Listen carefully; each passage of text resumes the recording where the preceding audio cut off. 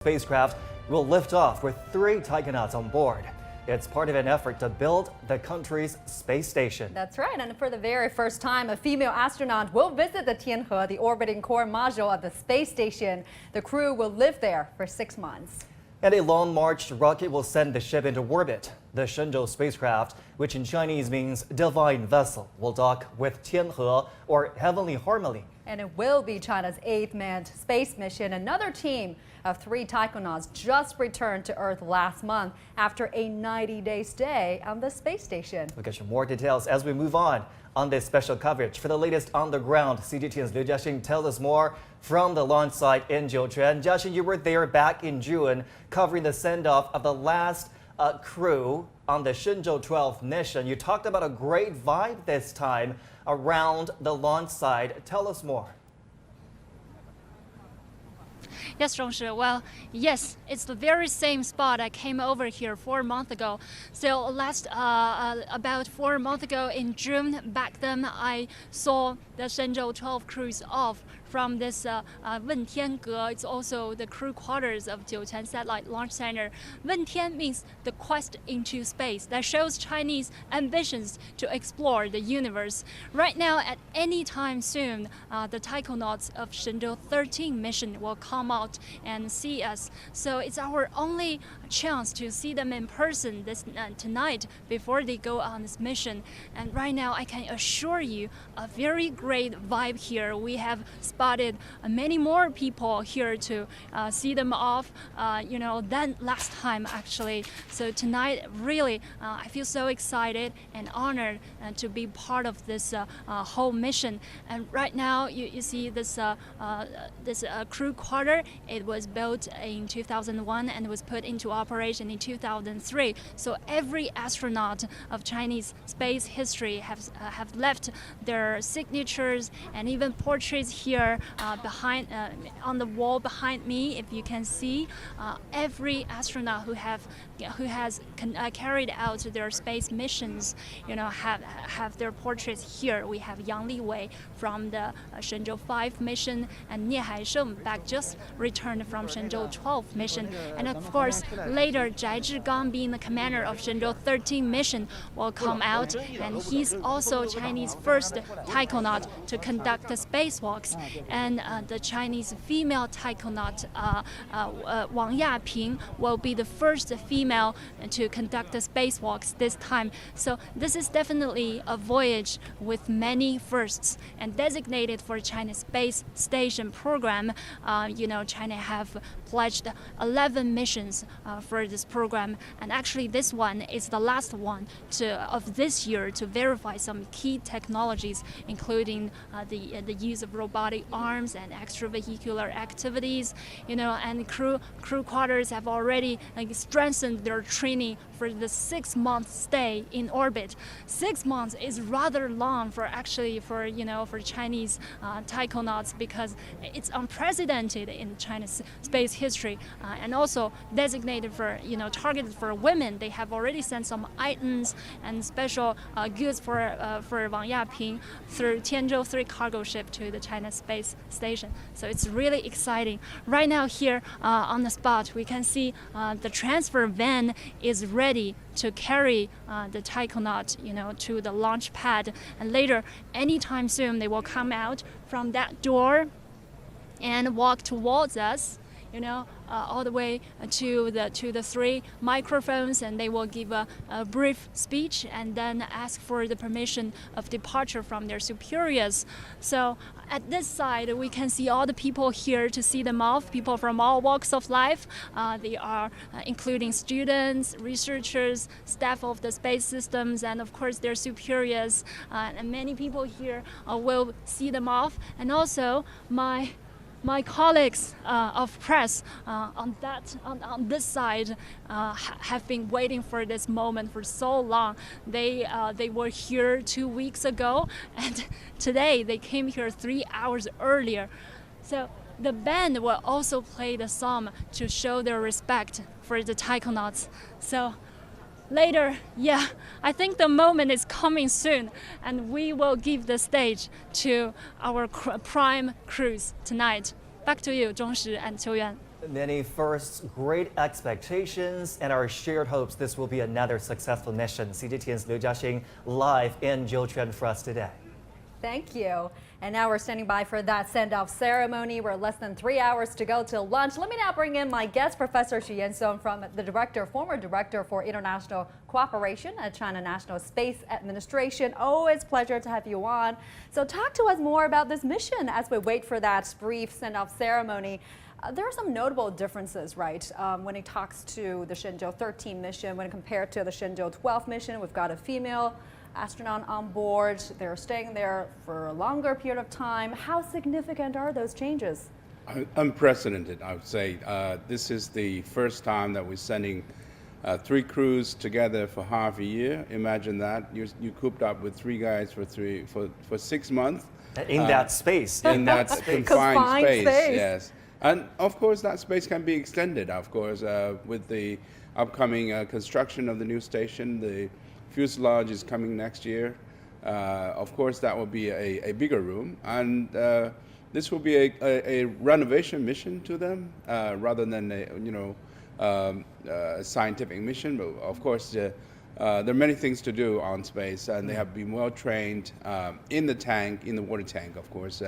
We simulate the microgravity environment with a swimming pool.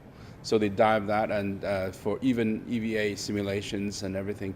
So they have been well trained, and I think they're more or less ready for this mission, and they look forward to this evening's great successful launch of the Shenzhou-13, and we're all looking forward to a successful mission. Of course, the launching phase, 8 minutes is all it takes to the orbit, and it's 400 kilometers altitude. And then there will be rendezvous and docking with the station sometime early next morning. So it's going to be a 6.5 hour quick docking. Oh, we call it quick docking. It's already very fast. Otherwise, the traditional ways it would take 2 or 3 days. So this is something to look forward today, this evening, and tomorrow. Our reporter just now talked about verifying technologies, which will be a key part of the astronauts' task this time. Let's reflect on what happened with the Shenzhou-12 crew on board the space station. They carried out scientific experiments. They tested certain technologies, key technologies, when it comes to EVAs, when it comes to life support systems in that space station. What sort of technologies will be tested out this time with Shenzhou-13? Well, it's good that you mentioned about Shenzhou-12. That's the first crew on board the Tiangong core module. And of course, the core module has to be validated for human missions. So that is a key element for the 3-month mission of the Shenzhou-12. And they tested life support system on the Tiangong station. And that is a solid foundation for the 13 mission. So once the Shenzhou-12 validate and confirm that the life support system, the EVA facilities, the space suits, and all the equipments they brought on board are working and safe and sound, 13 can be focusing more on scientific missions. A 6-month can be scientific plus educational and plus experimental. So there are many things that we can look forward to, like Wang Yaping have done before, that the young generations and kids are very much looking forward to these programs for education and trainings, for space environments, microgravities, how water behave, how combustion can behave, spiders, silkworms, everything will behave differently. So kids and new generations and even ourselves are looking forward to those microgravity environmental testings, and also plus the scientific missions that, of course, we have selected more than dozens of missions from international cooperating partners for even cancer curing, and biological astrophysics, and many other things that are going to be putting on board this mission. On this particular mission? On this particular mission. Wow. Some are shipped by the cargo ship, Tianhe, and others are being... Mr. Xu, hold on for one second. We'd like to take our viewers to that send-off ceremony that is now taking place in Jiuquan. We met the three taikonauts yesterday at that press conference, and today again we're seeing them right now at that send-off ceremony. These are the three taikonauts that will be launched into China's space station this time. They're waving to the crowd. There are hundreds of people there seeing off our hero astronauts, and the big board behind the astronauts showing you all the previous missions China has completed so far. 12 astronauts, 17 trips, 7 manned missions so far. And you know, last time when I covered the Shenzhou-13 mission 4 months ago, there were only 11 missions with 11 astronauts, with 6 manned mission. Yeah, it will be the first flight for one of the astronauts this time. Chief Commander, we are the crew to carry out the Shenzhou-13 manned space mission. Now we are ready. Please indicate. From Chinese People's Liberation Army Astronaut Corps, Taikonaut Zhai Zhigang, Taikonaut Wang Yaping, Taikonaut Ye Guangfu. Go. Yes, Commander. Salute.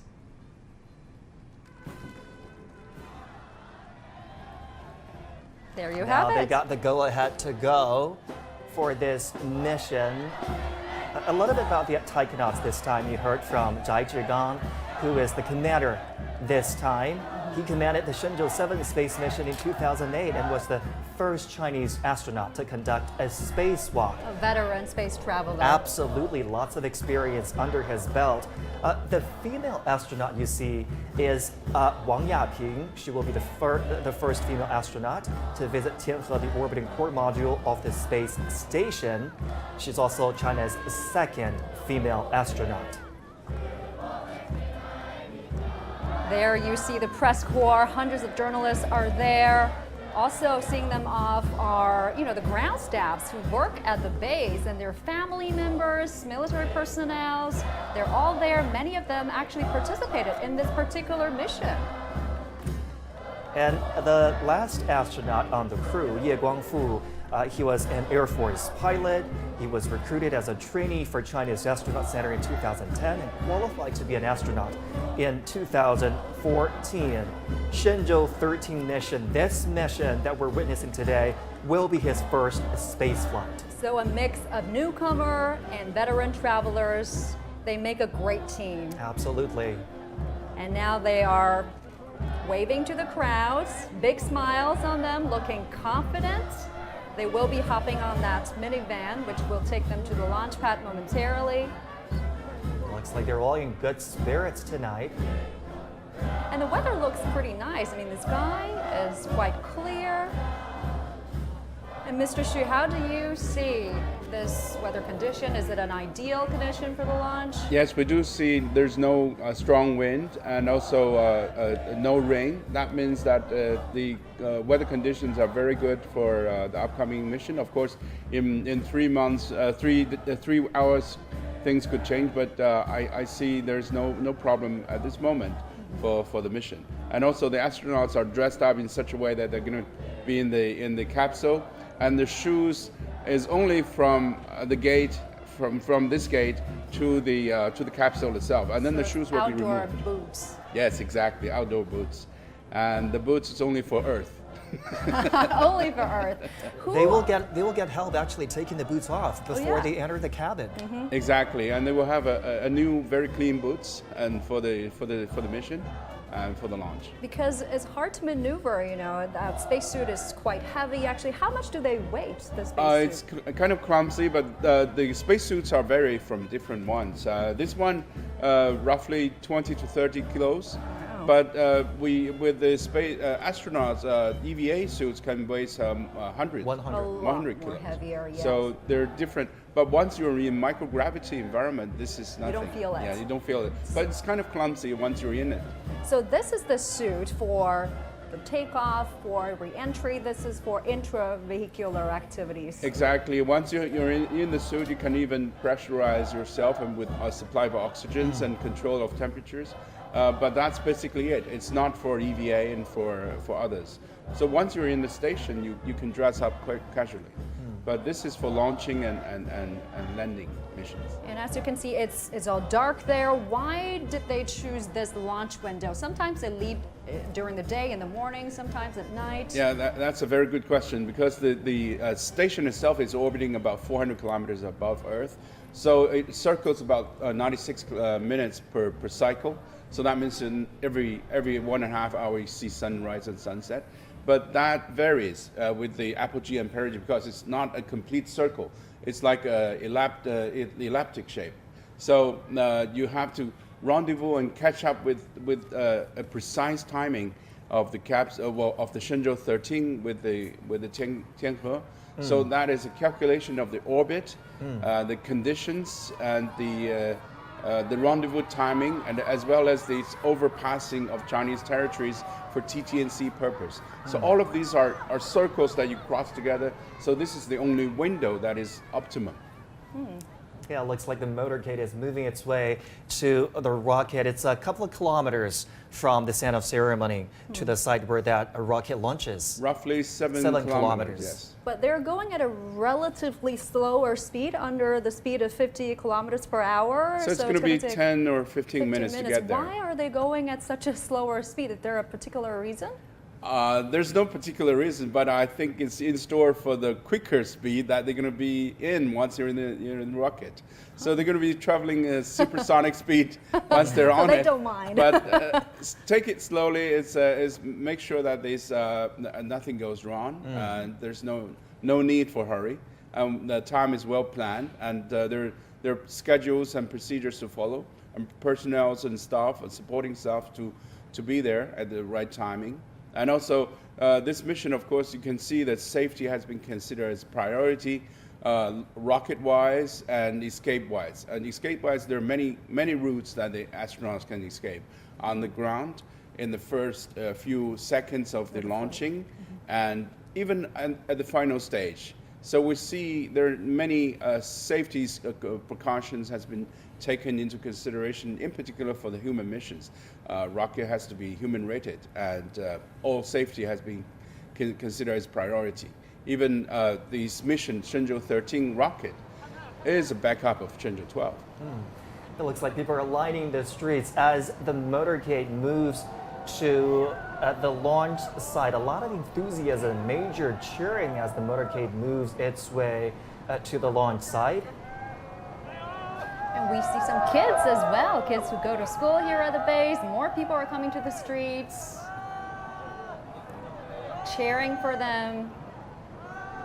This is a great excuse not to go to bed so early on a Friday. The shared so they get permission moment from their parents for joy. to cheer this on. It's a proud moment for the Chinese, absolutely. And earlier we did get a bird's eye view of the Tiangong, but you can't probably see it that clearly. But during the day, the view is incredible. It's like an oasis in the Gobi Desert. They were really putting out all the efforts there to make sure that the astronauts stay at the base as refreshing, as comfortable as it is, thanks to years of afforestation and tree planting. What do you think they're doing in the bus right now?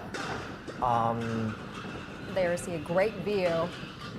That bridge is called the Rainbow Bridge by the local people. Its formal name is called the Shenzhou Friendship Bridge. Shenzhou友谊大桥, right? It's in the shape of a spaceship, really symbolizing the spirit of the Shenzhou missions. Look how pretty. Yeah. Well, I think they are chatting a bit. They look pretty chill. Not that nervous. I think they've been working with each other for years. Because two of them have done this before. Yes. There's a new one on board. The other two could be they're familiar with the giving drill. him tips about last-minute preparations. Yeah. And who else are sitting on that van with the astronauts? Well, I think the servant people who provide the technical service who to assist the with the astronauts. astronauts. And it's very good to see that they have motorcycles in front of the motorcade, and it's always nice to have motorcycles in front, because I personally ride motorcycles. I always think, I know. Yeah, I always think that riding a Harley Davidson and get involved in cool. space activity is the coolest thing to do. Professor Xu, let's talk about the selection of the taikonauts. We had 2 scheduled flights this year. We're going to have 2 more next year. Will it always be a 3-person crew, 3 taikonauts on each crew? Well, this one is a 3 crew mission. Of course, that's the maximum capacity of the Shenzhou.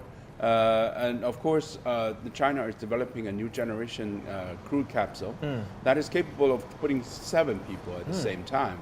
And they have done already a re-entry test, which means that they have dropped the capsule back to Earth from outer space already. So that is on the way of development. And currently, we're using the 3 crew as maximum capacity, not only to conduct its scientific missions, but also to conduct EVA coordinations and also construction of the station. The more people you have, the better off you are with the construction process. So that is essential for a 3 crewed mission. Can we talk about the makeup of this crew? What are the considerations behind having 2 people who've already done it and another person who has trained for this, obviously, who was probably at some point a backup choice? Trained for 11 years. Yes, for that previous matter. crews. What are the considerations for coming up with a combination of taikonauts on a crew? Well, I think the combination has to be veteran plus newcomers. It is the same if you're traveling, like for example, if you're selling an ocean ship with 3 people only, you have to choose a person which is veteran and old hand, had experiences, and be able to command and communicate with the ground. And also there's also a good combination of characters between the astronauts, so that they don't get into trouble once they're in space, because it's a confined space and it's only 3 people, and it's 6 months. Yeah. So that is long for 3 people psychologically. Not only physically. And they have to work well with each other instead of just being excellent at their jobs by themselves, right? Yes, teamwork is very important for the astronauts. Once you're not there just to spend your time for nothing, but you're there to build a station. So teamwork and also well-trained and simulations on the ground, repeated exercise and experiments are essential for the crew. So newcomers is always welcome with energies, with innovative ideas, and also with good, maybe a good cooker is essential in the crew, because you need to change your taste once you're in outer space. There are many things that needs to be done in addition to scientific missions and performance of for example, the construction of the station itself. And teamwork is especially critical when it comes to EVAs, because you work in pairs. When you conduct that spacewalk, one person stays behind to command, the other 2 walk outside of the module to conduct all this critical work together. It's not an individual assignment. It always comes down to how well a team does it together. Yes, and also you need to have a very good confidence to your colleagues that they are able to support you, and also they have always to be prepared for emergency cases. For example, space debris or leakage of the spacesuit and many other things. So many factors has to be considered. So once you're in there. Yeah, I think you're getting a visual of the launch tower, that really bright structure over there. They're getting close to the launch pad now as we speak. And we are about 2.5 hours till launch. Normally on a launch day, Mr. Xu, what would be the schedule for the astronauts? I mean, they had their dinner 6 hours before the launch. They put on their suits 3 hours prior to the launch. What else? What do they do on this special day? Well, they normally get their heart rate checked periodically, so that they make sure that astronauts are not very nervous and have a nervous breakdown or anxieties or anything. So it makes sure that the astronauts are physically and psychologically ready for the mission. And also before that, they get plenty of rest, because they can't sleep overnight with the launching and with the rendezvous and docking. They can just take minutes of napping, but someone has to stay on the shift. So it's a 6.5 hour after the launching, they will be rendezvous and docking with the station. After docking with the station, that is a key moment, of course. And then you have to open the hatch and check everything, and that it will extend that work for another 6 or 7 hours before they get a rest. So plenty of rest is very important before departure, and also suit up and meat, so meals and others, and also like you have just seen the farewell ceremonies and departures, and then. After they get into the capsule, they're going to also have to sit there for 2 hours to check out everything and wait for the rocket to be unlocked and ready to launch. So there are many procedures to follow, and I think they have done it many times. And the astronaut it's not the first time China sent astronauts to space. So they know the procedures. The old veterans would tell the young generations what to do and what to expect. And of course, there are thrilling moments. Once you experience the 4G launching, you will then all of a sudden, when the second stage engine shuts off, you get into microgravity environment. That is a very exciting moment. Everything is floating. Everything will be floating, and it is a once in a lifetime experience. And then you look forward to dock with the station.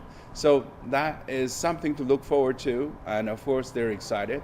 And they have to keep calm, otherwise they find you have a fast heart rate, and they will maybe change the astronauts. I think we're getting very close to that launch tower now as the motorway continues to make its way. And these astronauts, they have been under what we call level 3 medical quarantine right ahead of the launch. What does that require? I mean, they have to keep a certain distance from everybody who's not under quarantine. Is that right? I'm not a quarantine expert, I know, but I have just heard from the journalists in front that they're saying that the press has been there for 2 weeks. I understand they have been quarantined or going somehow through quarantine procedure as well. They have to stay there for a good time so that they don't bring anything into space, in particular with the COVID-19 Even without cases. the pandemic, is that required for the press to do that 2-week quarantine? It was not so strict at that moment, and quarantine was not considered a priority at that time. But this time, after that, even the cargo ship, they have to quarantine repeatedly, make sure that they are ready. In terms of the work they do, the docking will be automatic, just like last time, right? Yes, this time is the fast docking for 6.5 hours, and it's going to be like last time. It's controlled by ground. It's not a, manual rendezvous and docking. It's going to be automatic, and this is why this timing of launching it at 12:30 at this tomorrow morning. It's the calculation of the orbit of the Tiangong and the orbit of the Shenzhou-13 and the launching sequence. So it's the exact timing for the right window. I think docking. they are entering the south gate of the launch pad. They are getting really close to the launch tower. They're heading to the launch tower. As you can see, that blue giant steel structure over there. The team is led by those motorcycles. We've just passed through a series of landmarks at the Dongfeng Space City. And Professor Yang Jiuquan is joining us here in the studio. Professor Yang, let me bring you into our discussion. Talk to us about, the personalities of the crew. I know you've met Wang Yaping, one of our astronauts there, the female astronaut there. What's she like in person? Well, that it is very interesting, and today, that just several hours before Yaping posted a WeChat moment. So it is very interesting, that before the launch, she has a lot of preparation to do, and it is a very challenging task. Even at this moment, she can post a moment. It means that she is full of confidence, and also she is very prepared for this mission. I believe that she can fulfill the whole mission perfectly. What did she say in that post on WeChat moments? She said she will be on a business trip for 6 months. That's one long trip. And also, she's always worrying about her daughter, a very lovely girl. So, but her daughter is so proud of her mother. And she said her mother will get some stars for her and even for her Well, she literally classmates. asked her mother to reach for the stars this time and bring her back some. As far as I know, Wang Yaping has promised her she will do just that.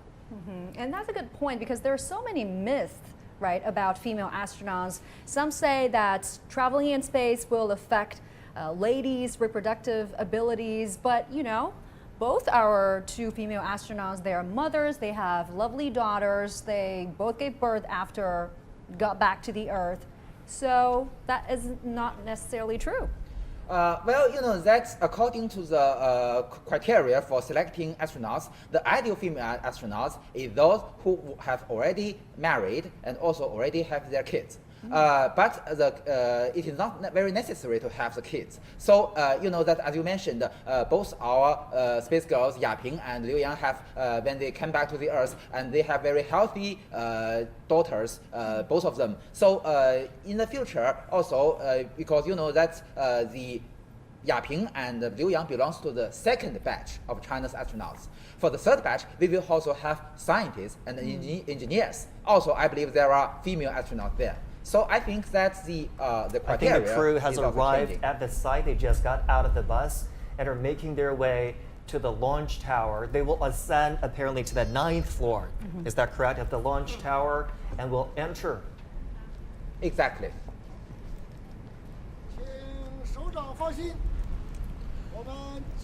Please rest assured, we will definitely succeed in this mission. Salute. We will be waiting for your safe return in Beijing. I wish you every success. Thank you. There you have it. The crew of Shenzhou-13 mission being greeted by senior military officials at the launch pad. The officials saying, we will wait for your victorious return. And they are now hopping on that elevator, which will take them up to the entrance of the spacecraft, which is located, as you said, on the 9th floor of the launch tower. And this is an explosion-proof elevator, is that right, Professor Yang? Yes, you know that the launch complex is specially designed, and it also have to facing some special cases, as you mentioned. Right. Also, you know that there is an emergency escape channel for the ground crew and also for the astronauts. If anything happened to the launch vehicle, so they can escape to the underground close as soon as possible. And that is the white tube on the left of your screen there. That is the emergency escape tube that Professor Yang is talking about. So in a case of emergency, such as an impending explosion, they will slide down the tube to an underground bunker. Do remember the fueling happened yesterday. Right. The Long March 2 have more than 450 tons of propellants. So that's very dangerous. So the ground staff, but you know that the ground staff can only leave about T-minus 30 minutes. Right. So during all this procedure, we have to dealing with the possible dangerous things. So they have prepared for everything. And of course, it's not going to be a free fall. There are resistance material in that tube, so exactly they will reach to the bunker safely. And this tower is entirely made of steel, am I right? To withstand extreme forces during a rocket launch. It's said to be extremely stable. Well, you know, as you mentioned, so if anything wrong happens to the launch vehicle, there may be some explosion. Also, you know that our emergency escape safe use the solid rocket motors. So that's also a very dangerous article. So to dealing with these kind of things, we must make it reliable. Now the taikonauts have reached the doorway. This is the 9th floor on that launch tower. They are in the company of personnel who will help them into the cabin. Those persons are from the Astronaut Center in China. They're there to assist these astronauts. And you're hearing a series of status reports, actually, saying preparations are done, everything is going good. They will be taking seats at that area where you get access to the entrance of the spacecraft. They will be doing some final status checks, taking off the protective boots, as Mr. Xu mentioned earlier.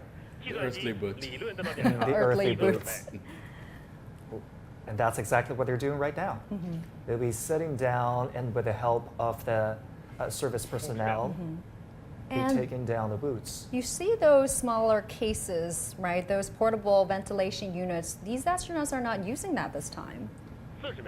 Usually, they use the ventilation power supply from outside. You know, that's what they are wearing is called the IVA spacesuit or intravehicular spacesuit. So when they get into the cabin, they can get the power supply and also ventilation from the spaceship. So now outside the spaceship, they also need this kind of a case.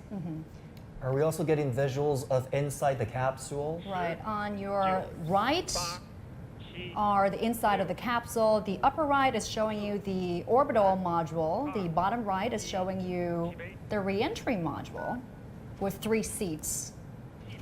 And on your left are the outside of the capsule, that big door on the fairing. As you mentioned, the 3 seats. Please notice that each seat is compatible with the shape of the certain people. Oh, is it? Yes, it's specially designed for each astronaut. You can notice that the shape for the seats of Ms. Wang Yaping, you may notice that it may be a little bit different from Mr. Zhai Zhigang and Mr. Ye Guangfu. Wow. So it's not like an airplane where you can switch seats with, your neighbors. So I guess Mr. Zhai Zhigang, the flight commander, will be sitting in the middle. Exactly. The commander always sits in the middle. And the 2 flight engineers sit on his sides.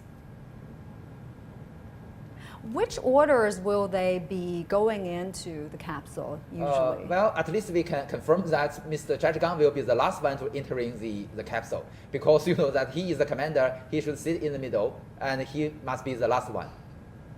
My assumption would be the lady first. But it's the 2 of them will be, the 2 new ones, the younger ones will go in first, and the commander will go last to sit in the middle. And normally, what kind of procedures do they go through at this stage? Oh, they're taking off the boots for the astronauts. Yes, they're going to be slided in to the capsule, but with a plank or something, Yes, as Yansong has mentioned, there is a panel. You know that the whole spacecraft is closed by the payload fairing. So at the current stage, we have a door on the side of the payload fairing, and there is a panel to connect the fairing and the orbital module. So the astronaut will go first into the orbital module from the side door, side hatch, and then go down to the hatch between the orbital module and the re-entry capsule, and then sit down. Yeah, and on your left, you're seeing the launch tower. It hasn't opened yet, so you cannot see the white rocket just yet. But as we get close to time 0, those retractable platforms will open, revealing each part of the rocket. And it's good that you mentioned about the rocket, and also the capsule. Probably you understand that they separate into 3 segments: the orbit module, the return capsule, and the service module. So all 3 are being covered right this moment by the fairing. So you see a complete rocket with a fairing in it. So that is the difficulty of the astronaut getting into it. And you heard of many of the audios from front. That is the drill for TTNC stations. They have a number of stations in China, and they have to drill and simulate the launch sequence many times. So we'll hear it many times. 5 minutes preparation and countdown. So that's the communication between the ground stations, so that make sure that once the ship is in orbit and in the launching sequence, there's no loss of signals, and we always keep communicating with the astronauts and the Shenzhou-13. Right. So that is what they're doing with the background audios. And I think the ground staffs are putting those gloves into the spacesuit's pocket for the astronauts, and those gloves will be the ones they will be wearing during takeoff. Yeah, they put it on the pocket of the thumb. On their legs. Yeah, on the legs. And we just saw somebody pass through a giant yellow bag into the spacecraft, and I suppose that's for collecting those materials they won't be needing in space, like manuals, final checklists, like we've seen in previous missions. We're going to find out what they're going to be putting into that yellow bag. I remember with the last manned flight, they were flipping through manuals once they sat inside the capsule. They took their time to flip through a hard copy of the manual. Exactly. you know that there are still a lot of work to do and very, very complex. So first, the most important thing is that, you know, the importance of the IVA spacesuits is that if any leakage happened to the cabin, it can have the second protection to the astronaut's life. So we must, after they entering the re-entry capsule, they must check the tight sealing of the IVA spacesuit, and also check the communication, the voice of communication with the ground staff. So this is very important for all of them. And also there are other procedures to check the status of the spaceship. All right, final preparations are underway as we speak, and our correspondent Ning Hong is joining us live from Jiuquan. Ning Hong, great to have you with us this hour. What are you seeing around you? What is the latest at the launch site? Well, I'm now at about 1,500 meters away from the launch pad, and now the taikonauts have arrived at the launch pad. They're now preparing to board on the Shenzhou-13 spaceship. You can see the rocket now because it is still covered by the rotating support platform.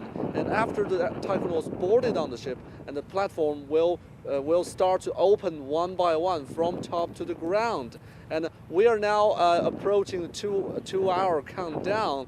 And I've talked to the deputy chief designer of the rocket, who just returned from the launch pad, and he said that the final test of all systems about the power system have already completed, and now as the taikonauts boarding on the ship, they will go through all systems checks again, and also power on the rocket, which means that the rocket is really standing by.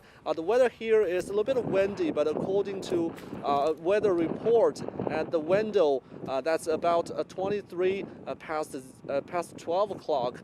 Well, the weather is good for launch, and it is a very accurate window because after the rocket liftoff, it will take about 10 minutes for the spaceship to break off from the rocket and then entering the orbit.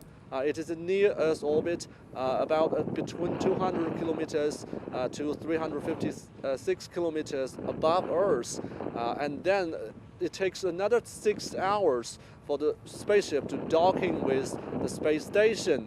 Well, there are many firsts this time because this is the first time that female taikonauts will enter the Chinese space station, and also she will conduct spacewalks in the coming future. And that's what we learned here. Back to you.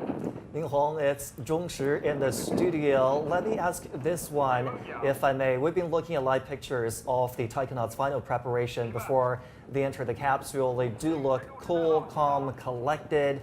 Jiuquan has been drinking bottled water.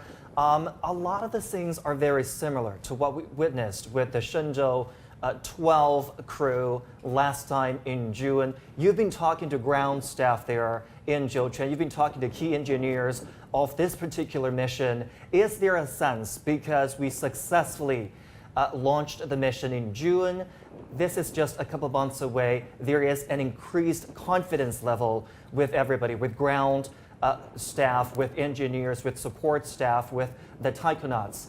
And now they're getting ready to enter the capsule, Ning Hong, as we speak right now.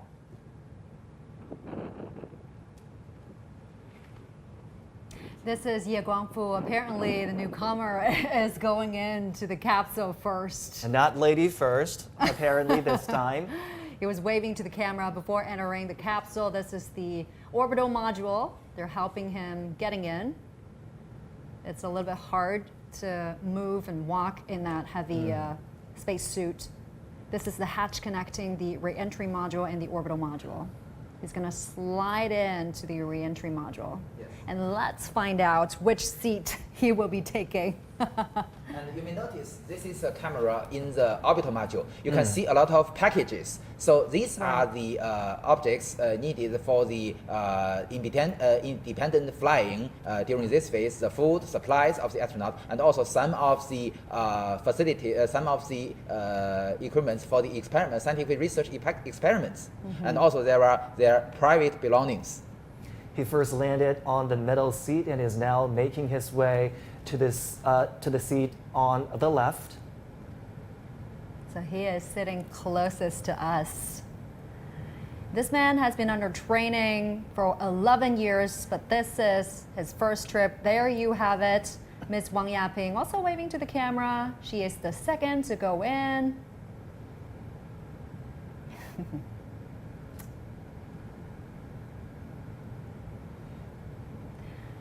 Earlier, they were having some waters because they will be staying in the capsule for about 2 hours before takeoff, and that's a long time. It is. And they're taking time and caution with every movement now. There's no need to rush. Everything is planned down to the last detail. And this is going to be an exciting trip for Wang Yaping. She is going to conduct a spacewalk by herself. But Mr. Xu, to date, women worldwide have only participated in about 40 spacewalks, right? But there have been more than 200 spacewalks. Why aren't we seeing more female astronauts conducting spacewalks? Well, I think it's the comparison of the selection of astronauts in the process. Previously has always been Air Force pilots as a priority. So that less female astronaut has been selected. That is why also we see less female astronauts are performing activities in outer space. But that is also changing at this moment. And we are even giving priorities to women, for women in space, and lots of activities. And some studies actually point out females may be better suited for space travels than their male counterparts for physiological and emotional reasons. Is that true? Long durations could be true. I mean, women are more enduring in process in life, and also for men are maybe even more hot tempers, and they have, they get angry very easily. So psychologically, it could be a good thing for female astronauts to stay longer in outer space. Yeah. And also we see in many movies, aliens and all that, and see female astronauts are over there. Tiangong. The mission commander. Also entering the capsule. Just now we saw Ye Guangfu lending a helping hand as Wang Yaping moved her way into position in the capsule. This is the last of 3 taikonauts on this crew, Shenzhou-13. And Jiuquan will be staying in the orbital module for just a bit, checking off all the lists before heading into the re-entry module. That's the task of the flight commander. They're doing the final handovers. So it's fascinating, as Mr. Xu mentioned, women do demonstrate a higher tolerance for isolation and sensory deprivation, I guess. Research do suggest that women tend to have stronger hearts, so they're less susceptible to failure or stress, and they do show a higher tendency to bond with a certain group, create this sense of cohesiveness, and that could be a beneficial factor when you're up there living in space for 3 months. Exactly, with a team of 3 and also with the larger teams. You see International Space Station also have lots of crews and also lots of female astronauts very active over there. So they're performing equally well with the men in outer space. But there's still a smaller portion of the entire picture. There are more than 500 astronauts worldwide, but only about 60 of them are women, a little over 10%. Why is that? Why aren't we seeing more female astronauts? It's the process of selecting astronauts. I think once again it's been military oriented in the beginning, and also then they gradually change into civilian process of selecting astronauts. So that's the same situation anywhere. I mean, even at work and somewhere, even you think men and women are equal, but once you get into the reality, you see more men are being active, in particularly in challenging tasks like outer space, like constructions, and like Air Force, military services. So that is the natural thing. How important is physical strength when it comes to constructing the space station? Because even with China's space station, it's still under construction, will be complete by the end of next year. How important is physical strength in that process? You're mentioning a very good thing. On the ground, physical things are very important. But once you're in outer space, muscles means nothing because you're in microgravity environment and your muscle is a waste. So the EVAs, the spacewalks, won't be that much different for a female astronaut? Steadiness is more important than the muscle and shear force. So you see the astronauts are finalizing their process, and they're going to close the hatch, and then the service staff will be exiting this facility and getting ready for launch. In fact, it's not only getting ready for launch. The astronauts are in fact in preparation for two things: launching and escaping.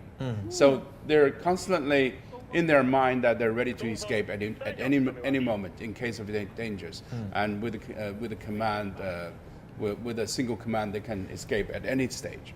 And the escape tower works, what, in the first 120 seconds during the flight? That's the window they have? That's basically 3 stages of escaping. Once is the slide off into the bunker, and that's the first thing that prior to launch. During the 0 second launch, all the way to the 130 seconds, before they drop the escape tower, that's the escape tower that can drag the capsule away for safe landing with parachutes. And then after that will be a re-entry safe landing with the capsule itself and the deployment of parachutes on board the capsule itself. So 3 stages of safety precautions. And has the escape system ever been tested? I mean, the rocket hasn't failed a single mission, a single manned mission. It has a pretty good tracking record. But what about, testing procedures? Have they tested ever? Tested times after times and after times. Oh, wow. Escape tower is a solid booster, as Jiuquan have just mentioned. There are a few solid boosters that can provide very strong thrust, and that can be quicker than the rocket speed itself, and then drag the capsule itself on top of the rocket itself. Far away enough to deploy the parachute and land safely on the ground. So, actually speaking, for China aerospace, due to the Mr. Yuan Jiajun many years before, he mentioned that the first important test of the China manned spacecraft program is the zero altitude emergency escape test. As Yan Song has mentioned, use the solid rocket engines on the tower to have this kind of escape. It used some explosive to cut the connection between the between the re-entry capsule and the propulsion module from this level, and then the emergency escape system drags the whole payload fairing and also the orbital module and the re-entry capsule far from the rocket. And then, as Yan Song has mentioned, then the other option is the cutting of the orbital module and the re-entry capsule. Cut again. Professor Yang, we are 2 hours away from the launch of that rocket. It's now 10:23 p.m. Beijing time. All 3 taikonauts have entered into the capsule and have seated into their positions. And just now the visuals showed us they were busy with final preparations inside the capsule right now. We are 2 hours away. Yes, from the launch. Exactly. So you see that about 6 hours, T-minus 6 hours before the launch, some special cargoes will be put into the orbital module. And then after that, we've already seen the procedure that the crew entering the capsule. And usually at this moment, they will check, as I mentioned, the tight ceilings of their IVA spacesuit to ensure their safety. And then they will have the communication test to test if the voice communication with the command center is smooth enough. I'm always curious about this part because they seem to be flipping through that manual. What's all that manual? What's in that manual? And I always assume they would know pretty much everything in the manual by now, but they're still flipping through it. Like how many items on that checklist? Because it's very complex and have many steps. So each step is very important, very critical for their safety and for the normal operation of the spacecraft. This is similar to takeoff of the airplanes. Before you take off the airplane, there are many things to check on the checklist.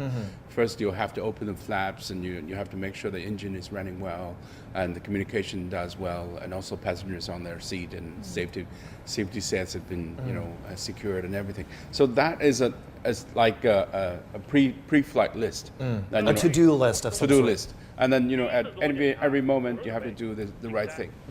I guess they have to do everything meticulously. That's what happened with a space flight. It's a risky business, after all.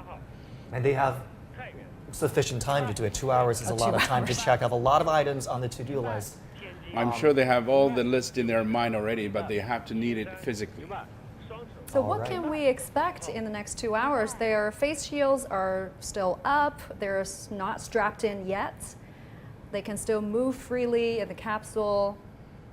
And what's going to happen next? Maybe about T-minus 40 minutes, their safety belt will be fastened, and they will check this. That during the flight there will be a very violent vibration. So the fasten the seat belt is very, very important to ensure their safety. And also, they will check their status, including their healthy conditions, because that there are sensors on their bodies and also on the spacesuit, and the ground staff can check their status very carefully. So all this checking must be done in a very short period. And as you mentioned, they have a manual, and also they check their step by step. And at the meantime, that we've seen the cameras inside the cabin. And also at this moment, the rocket itself and the spaceship is checking its status. So maybe several hours before, some of the critical system has already been powered on. Some batteries are recharging now, recharging the batteries. And also in some cases, for certain minutes, for instance, maybe several minutes before the launching, the power supply will from the ground cables to the vehicle itself. So these are also very important steps for different subsystems. For instance, maybe the control system and also the telemetry system use different power supplies. And as you were speaking, Professor Yang, they were fixing these orange belts on their thigh. Are those protective or protection belts, safety belts? And they were also holding those tubes. Yes. Those That's as you have already asked previously. Outside the cabin, they have a case to provide ventilation. Right. At this moment, they must connect many cables and also many pipes to their spacesuit. At this moment, you see that the oxygen supply and the ventilation is provided by the cabin itself. Jiuquan is pulling off that stick now. And after they put on the gloves, it's hard for them to press on any button, so they will use that stick to operate on the control panel. That Commander Jiuquan, his hometown is in northeast of China, so he is a man with great humor. Oh. He always From making Heilongjiang jokes. province. He's a Heilongjiang? Yes, native. exactly. So I wanted to ask that. Who is the serious one of the crew? Who is the one who can crack a few jokes? I would imagine they would want to have, a mixed profile of mixed personalities. But before that, let me get to our guest. A number of scientific experiments from across the world have been shortlisted for the Tiangong space station. One project titled the Stereoscopic Investigations of Nebular Gas is now spearheaded by Professor Jayant Murthy of the Indian Institute of Astrophysics. He is now joining us via Skype. Great to have you with us this hour, Professor. Now, you're leading an experiment which will study the area between stars. Please explain to our viewers what this entails. So what we have is, when you look up in the sky, of course, all you see are stars. You see the bright things. But there's a lot of space between stars, and that space is filled with dust. Not dust like you have in your living room, but cosmic dust. And this is really the building blocks of life, the cosmic dust. And you have a lot of gas. And most of that gas is hydrogen, but you also get other gas like metal, like helium and iron and so on. And so what we want to do is we want to look at those elements, and we want to find out what the temperature, the density, and the abundance, the amount of that material is. So really what we do is we find out the physics of that space between stars. Professor, it's Zhongshi in the studio, and I understand the equipment for that is being built at present to be mounted on the space station next year. Construction of China's space station is still underway. Will your institute be looking for any status updates on this mission, the mission of Shenzhou-13? of course, we're very interested in the mission, and we're watching it with excitement. What we're doing is we're going to go ahead and prepare our experiment, and we should be ready by the end of 2022. So we hope that we will deliver to the Chinese space station by the end of 2022, and we launch in 2023. But either way, we will be ready. We plan to be ready regardless of any other factors. And also talk to us, Professor, about the experience of collaboration between your institute and the Chinese space program. We've been talking to the Chinese program since for the last 2 years or 3 years, and unfortunately, our program is running a little slow because we've had a pretty bad experience with COVID. But nevertheless, we're talking to them. We just sent them our design, the design for our instrument, and we hope to hear back from them soon. So we talk to them on a regular basis. We tell them what we're doing, and we ask for information about the space station. So everything is working well. Professor, on top of your own work, we know 8 other projects have also been shortlisted. What are you looking forward to finding out on this mission? Are there any experiments you particularly are interested in to watch being conducted on the space station? The big astronomy payload is the one from the no, I can't remember its name, but from the Europeans, and this is a follow-up to a gamma ray experiment that they've had before. So that is very interesting for us. But in general, we are very we're very excited by this opportunity to fly in the space station because of the chances it gives to institutes like ours, to groups like ours. See, we're a small group, like many of the other groups on the space station, and when the opportunity came to get a launch through the UN Office of Outer Space Affairs, that we have student-built experiments, as are many of the other payloads. And so this gives an opportunity for the students to get their work out into space. And so that's what really excites us, this chance that, this opportunity that it gives for especially the younger members of our team and of the other teams. All right, thank you so much for these insights, Professor J.N. Murthy of the Indian Institute of Astrophysics. And if you're just joining us, you're watching our special coverage of the Shenzhou-13 mission. The rocket is expected to launch at 23 minutes past midnight. We are a little less than 2 hours till takeoff. And let's talk about the long-term stay this time for this mission, right? The astronauts will be spending their New Year, their Spring Festival up there on the space station. And it's said that ground staff have prepared some gift package for them, so it'll be a surprise for all the astronauts. Professor Yang, do we know what might be in that surprise package? Well, you know that Yaping is a girl. She likes sweet food. So I believe that during the Tiangong-13 mission, they must have some food, especially for her. And also, Yaping also confirmed that there will be dumpling during the New Year. Oh, so I believe that they will have that very delicious food. And also, Ms. Huang Weifen, also the chief designer of the astronaut system, has also mentioned that there are so many foods that there will be different for every meal for even 1 week. So each meal is different. You know that the Chinese food is the best one in the world. So I believe what she mentioned is true.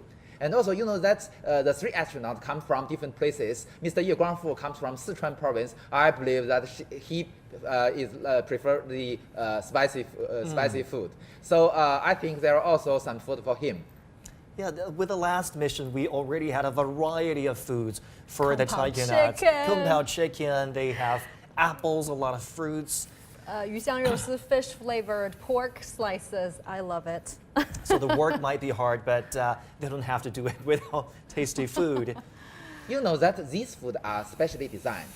The reason is that, because of the difference between the gravity environment and the microgravity, the blood will be redistributed. So there will be more blood comparing with the ground on your tongues. So the tasting will be quite different in space and comparing with that on the ground. So although maybe the components are the same, but the proportion may be different for each kind of food to adapt this kind of special environment. Professor Yang, thank you. We'll get back to you in just a few moments. You're now watching this special coverage of Shenzhou-13 spacecraft launch.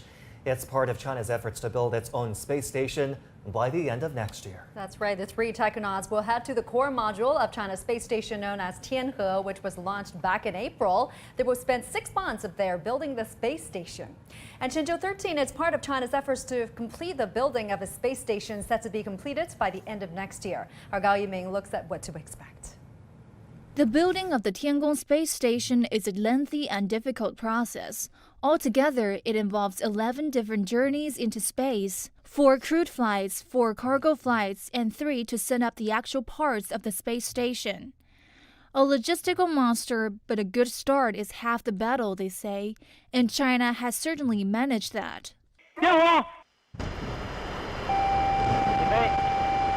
It all began in late April when the most important section of the space station, the core module known as Tiangong, was launched from Wenchang Space Launch Site. Tiangong will serve as the living quarters for crew members and will provide the space station's power and propulsion. It'll be joined later by 2 further capsules where the astronauts will carry out their experiments. The capsules named Wentian and Mengtian will attach themselves to either side of the core module, making a T shape.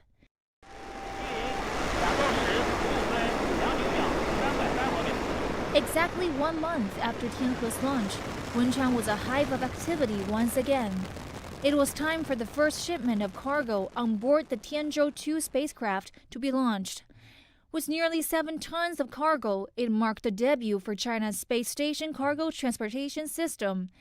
It included propellant and supplies to support human life in the space station. 3, 2, 1, The third journey was a real landmark occasion, which saw the arrival of the first people on Tiangong. Shenzhou-12 mission involved 3 Chinese astronauts who stayed there for 3 months. Commander Nie Haisheng is one of China's most experienced taikonauts. He was selected for the country's first cohort of taikonauts back in 1998 and was a flight engineer on Shenzhou-6, China's second manned spacecraft. Liu Boming was part of the 2008 Shenzhou-7 mission, China's 3rd manned spaceflight. And Tang Hongbo made his space debut in this mission. The trio conducted a series of technical tasks, such as repairs and maintenance and adjustments to equipment and payloads. They returned to Earth on September the 17th. Their 3-month journey set a new national record for the longest stay in space. 3 days after their return, China sent the second cargo spaceship Tianzhou-3 to Tiangong. The next chapter of this remarkable story will be written in mid-October, when a second crew will arrive at the space station. 2022 promises to bring even more excitement and construction as Tiangong gradually takes its distinctive T shape. Gao Yiming, CGTN. I want to get back our reporter Liu Jiaxing now. She is joining us from the launch site in Jiuquan. Good to see you again, Jiaxing. Earlier you were at the Wentian Hall where the astronauts were given a warm send-off ceremony. Where are you now and what do you have for us?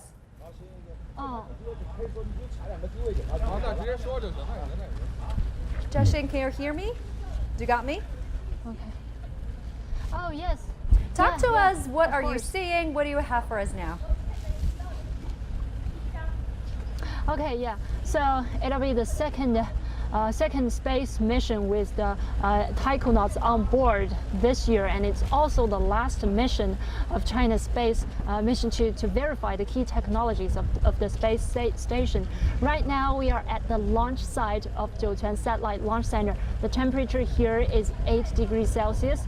Feels much colder, and right behind me is the launch pad. Right now, the rocket has been covered by the launch pad, and later, at about 2 hours countdown, the pad will open layer by layer from the top to the bottom to reveal the whole image of the Long March 2F rocket. Well, for more on the Shenzhou-13 mission, this time they will send 3 taikonauts with 1 female taikonaut, Wang Yaping, into the space station for a 6-month stay. And for more on the highlights of the Shenzhou-13 mission, we are honored to be joined by the head of the launch system, He Pengju. 贺老师您好。您好。 关于我们这回这次的任务，神舟13 Regarding the Shenzhou-13 launch mission compared to the previous Shenzhou-12 mission, 给我们讲讲它有什么样的亮点？ do please talk more about the highlights for this time. 我们神舟13号任务相 For 对于神舟 Shenzhou-13 12号 launch compared to the Shenzhou-12 mission, the carrier rockets and also the spacecraft, actually they waited in this position for 6 months. And before for standby for the mission, and then later on for prepare for the normal process, and also for the upcoming mission for the aircraft and also backup rockets. Actually, this is all in this new system and process, and this is also our new way of working. So we'll continue this process. So we consider like Shenzhou-14 right now is also ready. Yes, Shenzhou-14 right now is in the standby mode, and also for the other missions. And for the Shenzhou-13 launch, anything else this time? So from the appearance of Shenzhou-13 spacecraft, actually quite identical to Shenzhou-12. Right now, looking at the performance and the function, quite the same. And this time for Shenzhou-13, we look at this model, and this actually we are doing the radial rendezvous and docking. Talking about the difficulty this time, actually compared to the previous one, because Shenzhou-12 actually is docked with the combined from the front port. So this is the most difficult part this time. And we will finish the construction of China's space station next year, 2022, and we will perform 11 missions. So this is basically one after another in a very tight schedule. So talking about the launch side, what kind of preparation we have done? Before Shenzhou-12, the launch site actually gone through the multiple updates and improvements in order to lay a solid foundation for the following up launch missions.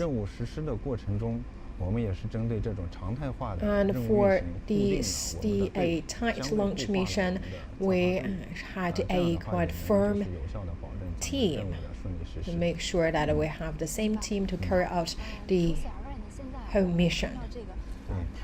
Right now we're looking at this is the rockets for Shenzhou-13 launch. And talking about the whole framework construction and why that we need to actually cover the rocket before the actual launch time. So this launch pad actually provides a closed environment, so you can change the temperature before the mission, and also right now our taikonauts already on board inside the capsule. So first we provide a quite enabling environment for the taikonauts before launch. Talk about today, it's really cold. It's reported 8 degrees Celsius. So talk about today's weather condition. Is that helping for today's mission? So talk about the location of our launch site. Actually, the wind from north, and today is the wind more to the east, so the humidity is a little bit high. And we talk about the temperature is not the main factor. We look at the wind direction. That's the main driver to impact the launch. 明白。因为戈壁这个深处的话，它这个风沙比较多。 So because we're in a place with a lot of wind, 一个是根据 sometimes the sandstorms, so we have to pin down the right time, and we have to point towards the right trajectory, and also we have to look closely to the climate information. And this includes weather forecast, and this is also a great challenge actually. 咱们这个发射，就是在发射的当 So 中，我们有哪些关 we 键 are 的 going 节点 to lift off this 可以 rocket. 去 What are 注 the 意 key 或者是 milestones 重点 that 来 we 关 have 注 to look at? 比较重要的节点的话， Well, there are a couple of key 火 milestones. 箭系统功能检查的时候， Number 这 one, 时候相当 the 于对 functional 火箭系 test. 统功能进行一个 We need to conduct 检 a 查测试， thorough 进行最终的 test 确认。另外 and 的话就是 a walk around of the 飞船的 functions of the 这也是一 rocket, 个非常重要的 and also the 还有 outer 就是咱们 surface of the 航天员的 rocket, 进 and that 舱 is very 这个 important, 是 and 非 also 常 the 重要的 entry into the 最后 capsule, 就是进入 and 这 also 个最终发射流程的 the 时候，火 entering 箭系 or 统 the 分别 initiation 这 of 个 the 子系统分别 liftoff 加电 procedures, and then we're gonna 也是比较 power 关键 all the systems and subsystems, and this is also a key milestone. 就是 I have 咱们 another 目前这 question. 个空间站的模型，像这个模型， So 您能跟我们讲一讲，它目 this 前 is 是有哪些 the 部分 layout 组成的 of the space 目前的话 station. Tell me 就是 more 现在 about 的 the 构型可能 layout 跟这 of 个 the 有一 space 点差异 station. 现在咱们的 Well, 左右 the 两侧的 configuration of the 是计划 layout 应该 is 发射 different, 现在咱们 and 的 we're 状 going 态 to 是中间 launch 是核心 another 舱 mission 然后 next 后向 year 对接的 at the 是 very center. We 天舟 have 3 the 号 core 横向对 module, 接的 we 是 have 天舟2号 Tiangong 2 and Tiangong 3. So this is this T-shaped configuration of our space station. 它会影响这种快 Question. 速交会对接 So 的时间吗？是这样的， Will 这个 will this 对于 affect 快速 the 交会对接的 time 时间来 of 说的 the 话，它的 rendezvous? 影响可能 For 也 the 不是 time 特别 of 大 the 因为我 rendezvous, 们采取的 there won't 是 be too 自主 much 交会对 impact 接 because we are 主要还是它的 adopting 轨 this 道约束，因为 automatic 前向对接 docking. 的话，相对于两个 So 物 if 体 we 是 are 线 docking 性 from 的 the front 运动 side, 关系 these 后 two objects, they are in a 现在我们 linear 的对接的话 relationship. 是两个 And right 相 now 对于 we 是 are docking 这个还是 like 有一个 this, and it's quite 相 different. 对速度的控制 So 要 you 更 have 加 to 精准 perfectly manage the relative speed 等 of 它 these 发 two 上去 objects. 之后啊，咱们用来供电的这个系统能不能保障这么 So 多就是3重 Tell me about 舱的 this 这种 power system. 组 Is 合 the 体 power 在 system 空间 sufficient 站正 to 常运 guarantee 行 power supply and the normal operation of the 3 modules in outer space? 然后 There's no problem to that, I can tell you. 发射时间 One more question about the timing of the liftoff. And last time the Shenzhou-13 mission was launched in the daytime, but why we choose 主要还是 night 受限于 for 这 this 个轨 mission? 道的约束，就是 Well, this is 核心 because 舱 the 轨道的约束， calculation of 这 the 是一个方 orbit, 面 and we have 另 to 外一个 calculate 方面 where 就是 our 受 capsule 限于 is 气象 in 包括就是 orbit, 咱 and 们 also you need 发射 to 场 take 的 into 这个气象 consideration the 还有以 climate 及咱 information. 们整 And this 个 includes the weather conditions at the launching 气 site 象条件和海况 and 这些 also 都有 the 带来了一些 maritime weather above the ocean. So based on all those conditions, we have made such decision on timing. 有哪些新的挑战？ Is there any new 咱们 challenge 这 for 段 the 出展运成功之后 launch system? 做了哪些工作呢？ What 这个 preparations have 为 we 了确 made 保这次任 since 务 the 能 last 够顺 mission? 利圆满的实 To 施， ensure the 我们主 successful 要是 operation of 从 this 预案 mission, 方面做了大量的工作。 we have 为了 made a 确保 lot of 明天 preparations. 我们从预案这个角度，在技术区准备阶段就已经 During 开始 technical 考虑发射 preparation, 区各项工作， we 制定 started 完 to 善的预案。 take into account different phases of projects 这次呢， of 也 the 是咱们 liftoff. 在整个6个月的在轨驻留当中， So 要 the 进 crew 行 is 2 going 到 to 3 次 stay 这个 in 出舱 orbit 活 for 动 6 months, and they will 那么在 conduct 出 2 to 舱活 3 动过程中 extravehicular 就 activities. 是会有哪些可能的这种挑战？ So what are the possible challenges for 这一块的 EVA? 话，也因为具体我不是负责就是 Because I'm not on top of 任 this, 务这一块的，这个情况 I don't have 他那边了解的更清楚一点。 much information to share. All right. I can Okay, maybe thank you very later much. direct this 谢谢， question 谢 to 谢 my 何老师。 colleagues. Okay. Yeah. So, yeah, thank you very much for Mr. He to join us for this this live show. And we are now at Jiuquan Satellite Launch Center. This is the second space mission with astronauts on. So Yeah, for more, we will keep you posted with the other experts on the rocket system later. So join us later. Back to you, back to the studio now. Thanks so much, Jiaxing, and many thanks to your guests as well. That's Liu Jiaxing joining us live at the Jiuquan launch site. Now, earlier, as Jiaxing and her guests were speaking, we witnessed a key step at the launch tower. The top level of that launch tower has opened, revealing the escape tower. So that's a critical moment that happened at around 1.5 hours ahead of takeoff, so T-minus 1.5 hours. Now, space travel enthusiasts across the world are looking at today's proceedings with keen eyes, and one organization in particular, the Moon Village Association, hopes it can facilitate future moon exploration and utilization. And joining us now is the president, Dr. Giuseppe Raiboldi. Doctor, glad to have you with us. Talk to us about your organization and how the Tiangong space station could fit into its goals. So, yeah. So I would say that the Moon Village Association goal is basically to create a forum to bring together stakeholders like space agency, industry, as well as international organization, as well as university, aiming to explore the moon in a peaceful and cooperative way. So the organization is aiming to pull together all these different stakeholders in order to have a fair, equitable exploration of the moon. As far as basically the mission that we are going to witness today, it is remarkable because we have it really live, and I think this is a very important milestone in terms of, let's say, giving this message across the world.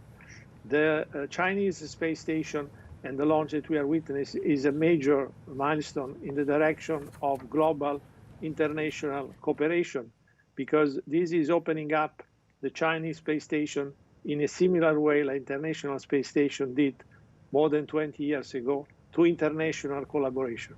So we are really looking with a lot of interest and with a lot of expectation that the second crew will join basically the Chinese International Space Station and the international participation that this will bring with a number of experiments from all over the world. Dr. Raiboldi, for ordinary people watching a manned space flight, they think about how far they are away from possibly embarking on a trip like that. And we know state and privately sponsored space travel is frequently making headlines these days. How long do you think it will be before a trip to space becomes commonplace, becomes a choice of the common people?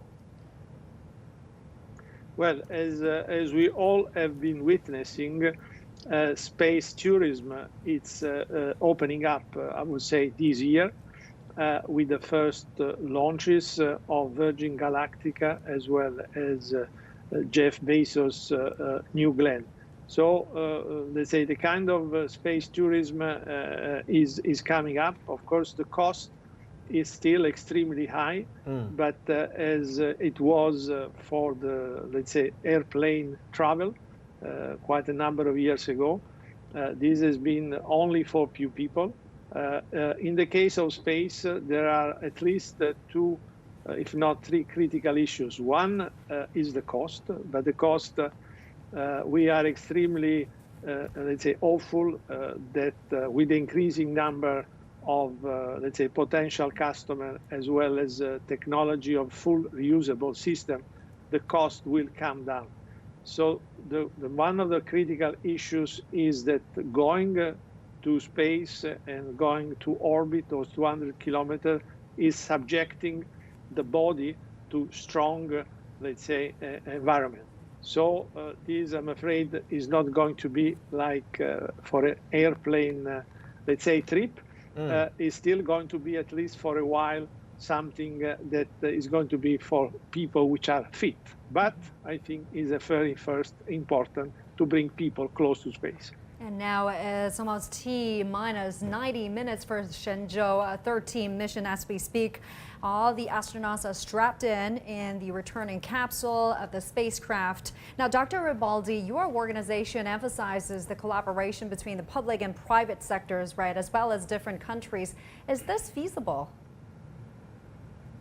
I think not only is feasible, it is actually necessity because the government have a limited amount of funds that they can dedicate to space and space exploration. So we do need to increase the amount of funds which are going in the space exploration. And the only way to do that is by having private company involved. In the same way as when the space, let's say, operation started many years ago, nobody would believe that by sending a satellite in orbit, it would have made a lot of money. There is a huge market, as you know, in the telecommunication as well as the Earth observation, navigation. So now, as far as concerned space exploration, this is what is going to happen. Industry are seeking to open new market like space resources, space tourism, and many others, and this will increase the amount of money, which will then be able to increase the exploration. So it is not only desirable, but it is a necessity. Dr. Ribaldi, you talked about bringing this space closer to people. How do we do that? As media professionals, we are hoping that our broadcast cultivates an interest and a passion in people, because this is truly a fascinating, this is a great cause on so many different levels. But what is the responsibility for scientists? How do scientists foster further interest in space and space exploration? Well, I think space exploration and space, let's say in general, it's a very fascinating. One of the key elements is to bring this fascination to everybody. So to everybody, including and in particular starting with the children. So one of the key for a sustainable exploration is to have a sustainable stream of enthusiastic people and high qualified people to work in it. How we do that, of course, it is not only one simple action, but there are many actions. But we all know that the image of Earth seen from the moon has basically given, let's say, reason a number of people, including myself, to really get deeply involved in space. So we need to let the people know what's happening, like the moon exploration is happening and is happening now. Not many people are knowing that. So I think the public and the media company like yours have an important responsibility to bring this kind of message to the public. Thank you so much for your analysis and your insight, Dr. Giuseppe Ribaldi. Appreciate your time. And let's get back to our studio conversation with our guests here. I mean, you two are obviously enthusiastic about space and space programs. Now that we see China's manned space program is picking up pace, do you think there has been enough interest on the part of the Chinese people towards our own space program? Professor, let me start with you. Oh yes, I think space has been separated, in my mind, 3 or 4 segments.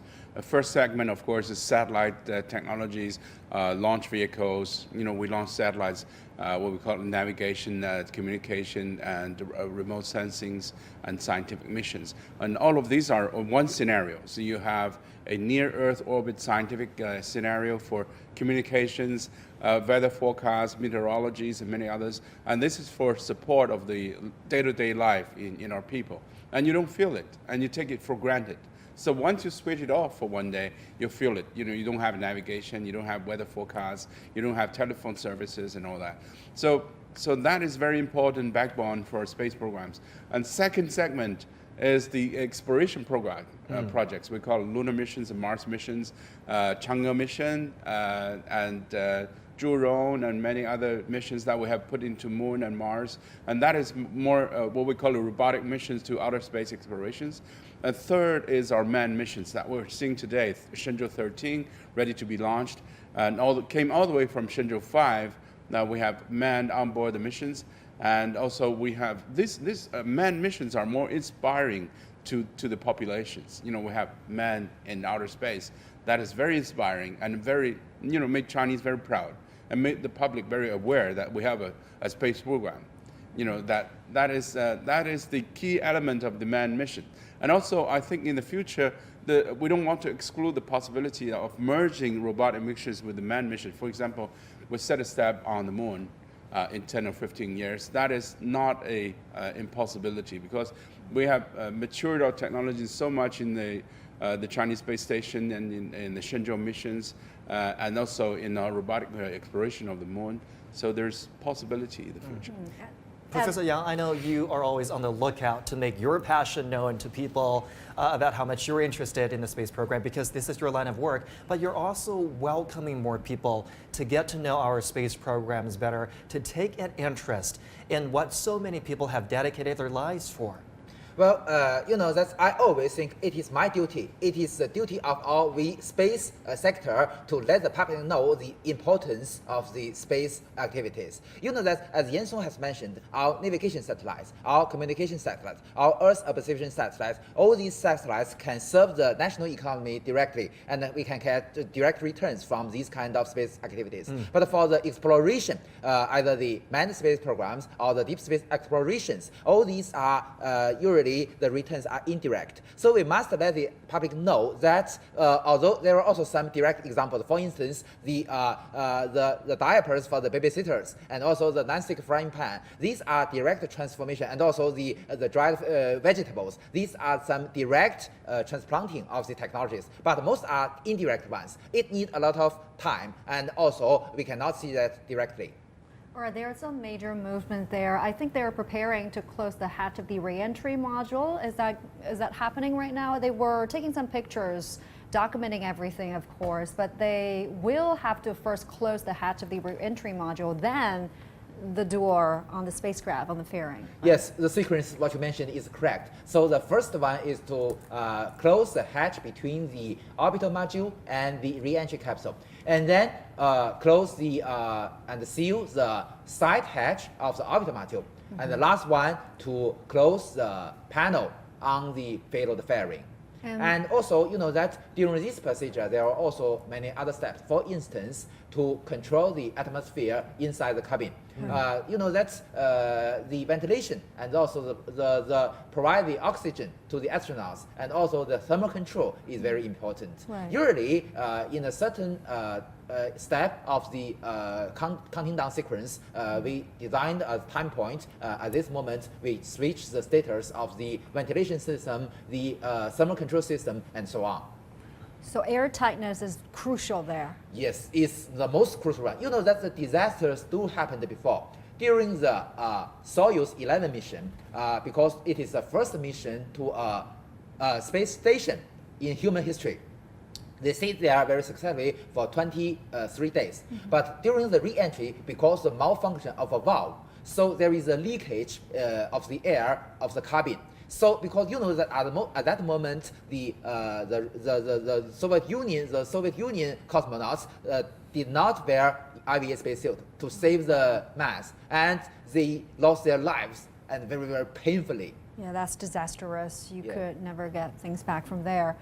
And earlier we were talking about commercial space travel, right, with Dr. Ribaldi. This year we've seen some great breakthroughs in commercial space travels with SpaceX, Virgin Galactic, Blue Origin.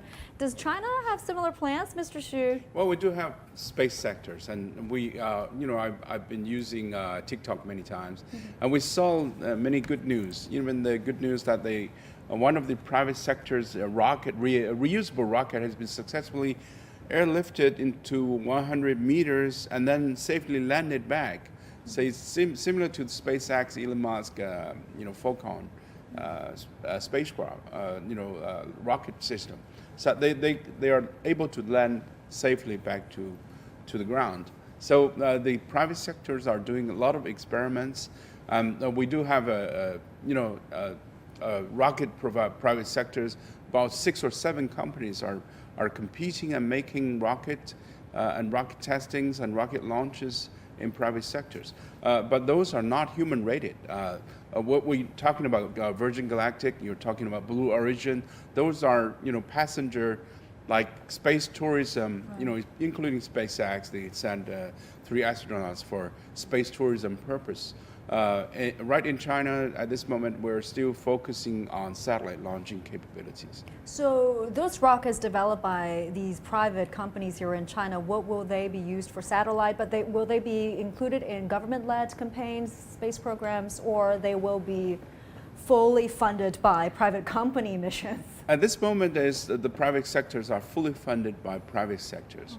And they have money raising mechanisms, and they develop their own rocket technologies. In fact, they're competing with the state-owned enterprises like Chinese Academy of Space Technology, CASC and CASIC. They have their own rocket technologies, but those private sectors are focusing on smaller launch vehicles. As you said, they're focusing on satellite launching capabilities only. Right. But what will be the impact of the expansion of commercial space endeavors on existing government-led programs? Do you see an impact worth noting? Well, I would say the private sector development is more of a conducive process. It can validate more new technologies, either re-entry, reusable, or engine technologies. Like methane technology, methane rockets are being tested by private sectors, and that are jointly developing these technologies with the state-owned enterprises. So those are good things and conducive rather than competing. And you can mature some of the technologies using full-funded private sectors, and those technologies can also be used for future missions. So this has always been good things to encourage private sectors to get involved in space programs. Will the participation of private sectors also encourage some of the transformation of what would otherwise be exclusively space technology? Professor Yang, you gave some great examples of what used to be exclusively space technology, but now everyday commodities, and people benefit from the process of transformation. Do you think the involvement, the participation of private sectors will encourage that process? And what exciting transformation could we be expecting in the short to middle term? Well, that according to the opinions of the China government, we don't compete with the other countries, so we don't engage in any space race. So we develop our space program only according to our own needs, to develop our high technology to promote our national economy and our daily life. But that on the commercial field, you see that they do have competitions between different companies. So these kind of competitions, we can name that as a good competition, because this kind of competition can bring the innovation in technology and also can bring the reduction of cost. So I think it's a good thing to see both state-owned companies and private companies engaged in this field. I have a very special example. You see that the first private company in China achieving orbital launch comes from the Parabola rocket, solid rocket, comes from the Beijing Interstellar Glory company. You all also know that I come from a state-owned company, and I have a payload on board this rocket. So you see that although do have some competitions, but we also have cooperations, because I made the satellites and they made rocket, so we can cooperate together. So this kind of competition in commercial field, as Yan has mentioned, will be very intensive, but it's a good competition. As I emphasize, it can bring the innovation. Okay, we can just hear from the front about the status report. Usually what happens right now, we still saw some staffs working at the launch tower. When will they be pulling back from the tower? Well, you see that, as your colleagues at the front has already mentioned, there are several rotational platforms. So we'll, after the checking of the status of the Long March 2F rocket, carrier rocket, we will turn some arms open. And then you see that, as I mentioned, there are many critical steps. For instance, the transfer of the power supply, switching from the ground supply to the vehicle itself, and also the checking of the telemetry system. So after some checking, we will open another one. So finally, after all the platforms are opened, we will also, at this moment, still have rotational arms, not the platforms, close to the vehicle. And on these arms, we also have pipes and also the cables to control or provide the gas, provide the power supply. The platforms will open later, so will the retractable arms attached to the rocket.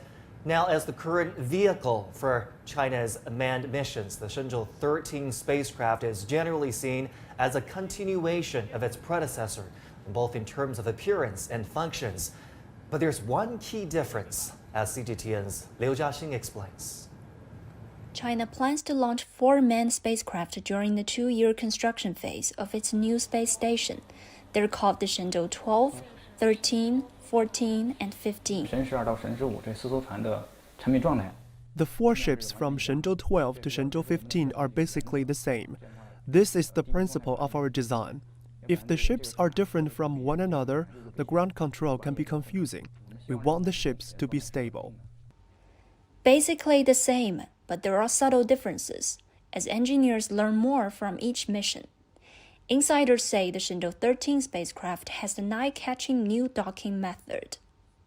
If all goes well, after Shenzhou-13 spacecraft enters orbit, it will independently and quickly dock with the Tianhe core module from the radial direction. And then it becomes part of a combination with Tianhe core module, Tianzhou-2 and Tianzhou-3 cargo ship. The spacecraft will follow the track that's behind and below the station, catch forward towards the radial docking port. After that, it will pitch 90 degrees and then roll 180 degrees so it can go straight ahead. Experts say such flexible docking technologies will provide more room in the space station and help with the remainder of the construction phase. Liu Jiaxing, CGTN, Jiuquan Satellite Launch Center. All right, let's get back to our studio guests here. We talked a lot about the possible cooperation and collaboration between private and public sectors when it comes to space endeavors. But what about what's going to happen on this mission? We talked a little bit about what to expect in terms of technological and scientific experiments. Professor Yang, let's pick up the conversation with you now. We do know that a lot of the technology verification that was carried out on the Shenzhou-12 last time, we will build on that. So the experiments that will be carried out this time, how will they differ from the ones carried out on Shenzhou-12 mission, and what new technology will be tested and verified this time? Well, you know that the Shenzhou-13 mission is the last mission during the technology verification phase. So in this phase, we will test all the technologies which has not been used before. For instance, we have already mastered the crew transportation technology, the extravehicular technology, and the rendezvous and docking technology before the launch of the Tianhe-1.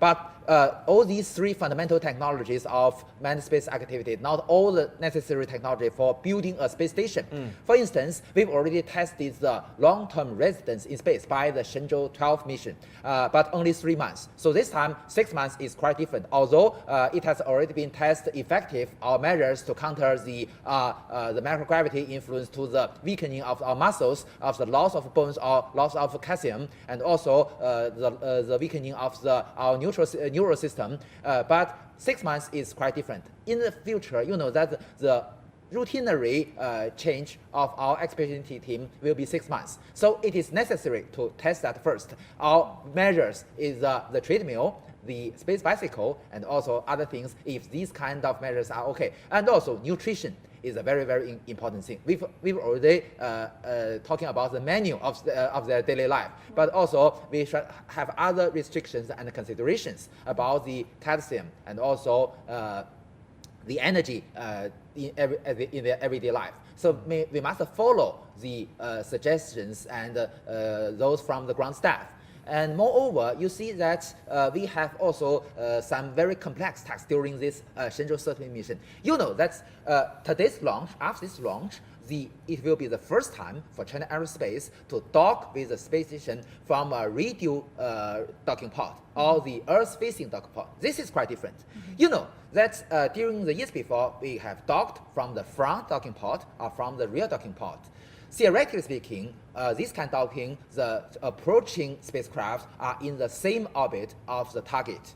But if you dock from the bottom, because the altitude is different, so theoretically speaking, they are in a different orbit, and this relative position is not not stable one.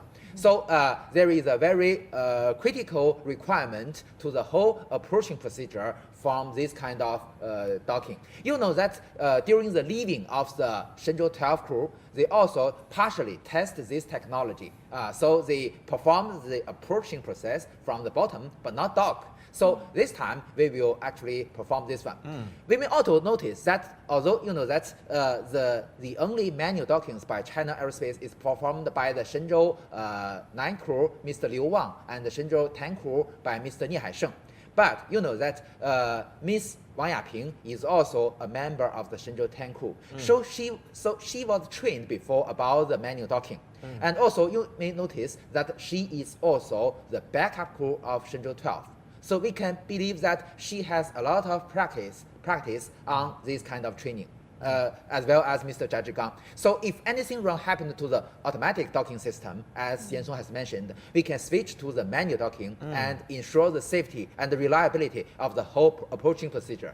This is all fascinating. I do want to pick your brain on one specific thing about that robotic arm, which was a big feature of the EVAs the last time, because they relied on the arm to install devices and to help them carry out a lot of their work in those spacewalks. Will there be new tasks involving the robotic arm this time? And will it be how often is the robotic arm working automatically compared to manually? Well, you know that this time our EVA will have a very, very important task to install an adapter between what we call the big arm and the small arm. You see that the current arm on board the core module is a big arm with a length about 10 meters. In the future, after the Wentian module is launched, it will take a second arm called the small arm with a length of 5 meters. And it is very interesting that these arms can come together to form a bigger arm about 15 meters long. So we need an adapter. At this moment, this time, the Shenzhou-13 crew will install this adapter or connector between the small arm and the bigger arm. So this is a very important preparation for the future operation of the station, as you mentioned. And also, there is a more important task for them. You see that at present, the Tianzhou-2 cargo spacecraft and the Tianzhou-3 cargo spacecraft are docking to the station. And this time, in the future, you can seldom see this configuration. This is because we are in the technology verification phase, and we need to test the technology, what we call the transfer technology. Transfer the object from the front docking port to the side berthing port.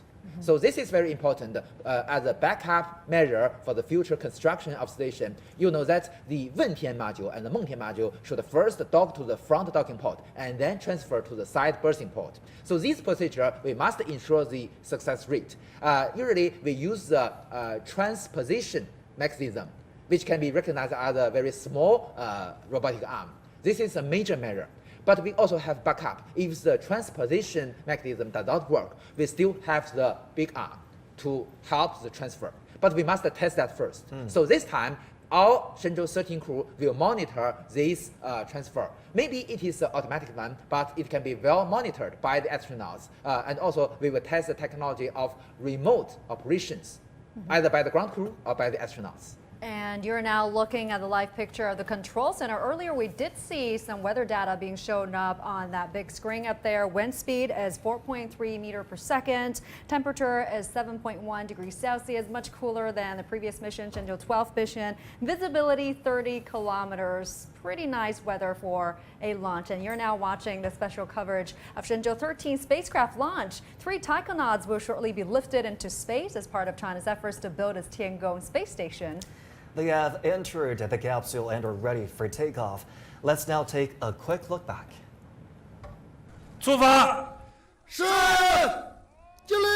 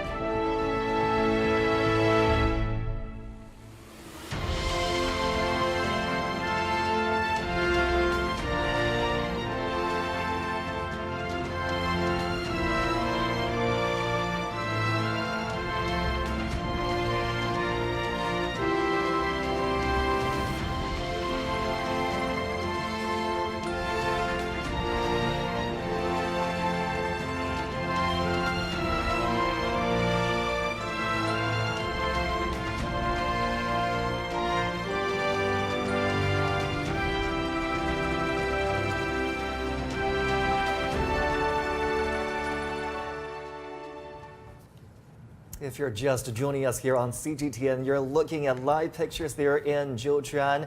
These are live images from the launch tower.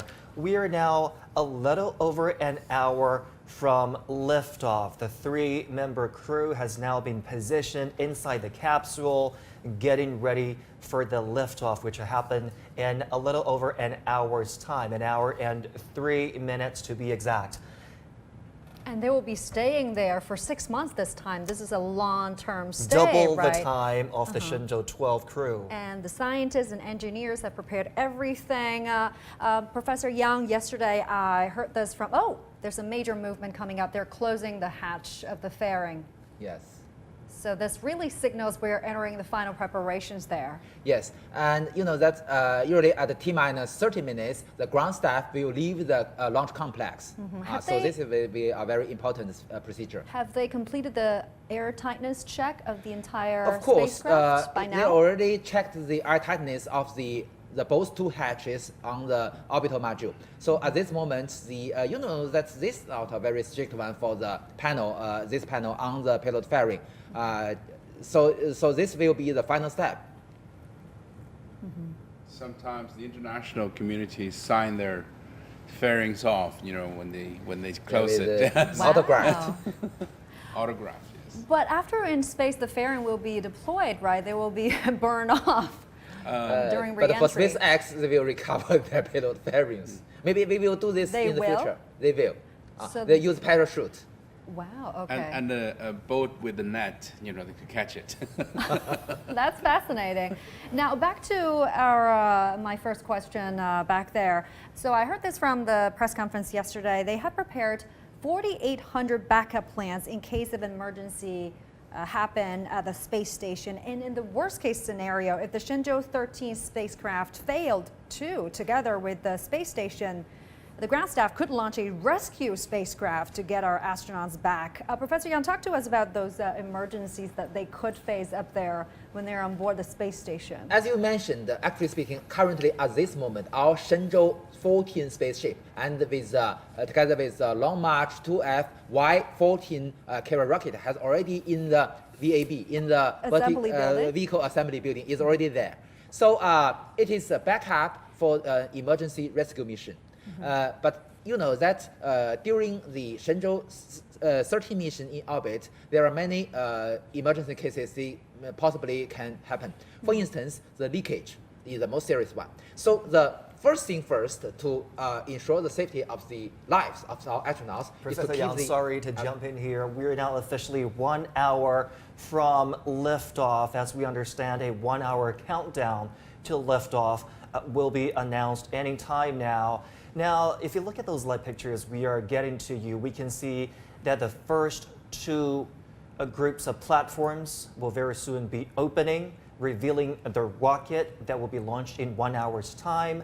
And later we will be able to get a full view of the rocket booster. We'll get all those live images to you as they become available. Let's also bring in CGTN reporter Ning Hong, who is near the launch side. Nihong, 1 hour till liftoff. What can you see? What's happening on the ground there? Yes, it's 1 hour countdown, but if you could see the CCTV feeds that inside the launch pad, you could see that there are still engineers doing the last minute checks on the rocket, and now not just the system and electric system or communication systems, people are using torchlights to check the surface of the rocket.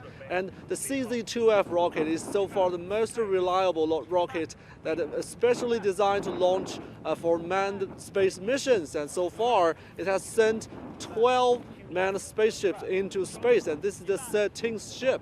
And also in the meantime, this is the 1 hour countdown. So what is happening, what is going to happen now is that you can see the rotating platform has opened, the upper section has opened. And from now on, the rest part of the rotating platform will open one by one to reveal the rocket.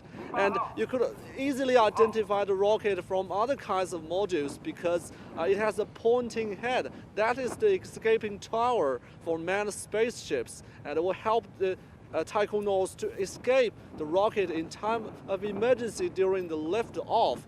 And well, it's a little bit windy now, but according to weather reports, the best window will be 23 past 12 o'clock. That's less than 1 hour now. So we are all expecting, now the taikonauts are all inside the spaceship. And after 10 minutes after liftoff, and the spaceship will separate from the rocket and enter the orbit. And by then, we will know that it will be a successful mission. And that's what I found here. Back to you. Nihong, appreciate that update. We hope to check back in with you later in the program. Now, as you heard, 1 hour to go before China's next mission to space. All 3 crew members have entered the space capsule. Final preparations are underway. Let's learn more about what's happening on the ground with our studio guests. In this 1 hour time, what will they be doing? The pictures show us that they are chilling in the capsule, all strapped in. They still have the manual open on their thighs. What are they doing at this moment? Well, they will perform the audio check several times. This is very important to ensure a very smooth communication between the command center and the astronauts inside the cabin. This is first. So as I mentioned, they also will check the when they close their helmet, they will check the tightness of the aviation spacesuit. And also, you know that as you already mentioned, maybe at T-minus 45 minutes, they will check the safety belt if it is well fastened. And also, you know that at this moment, not only the astronauts are preparing, they have a lot of work to do, but also we have some very critical tasks for the rocket and also for the Shenzhou spacecraft. You know that at this moment, the environmental control and the life support system is already working. So currently speaking, the working of the spacecraft is based on the power supply from the cables connected to the ground.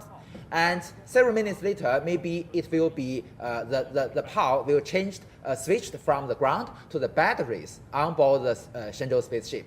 And also at the meantime, the rocket is also checking its own status. For instance, the telemetry system, the servo units on the rocket engines, and also the pressure inside the fuel tanks.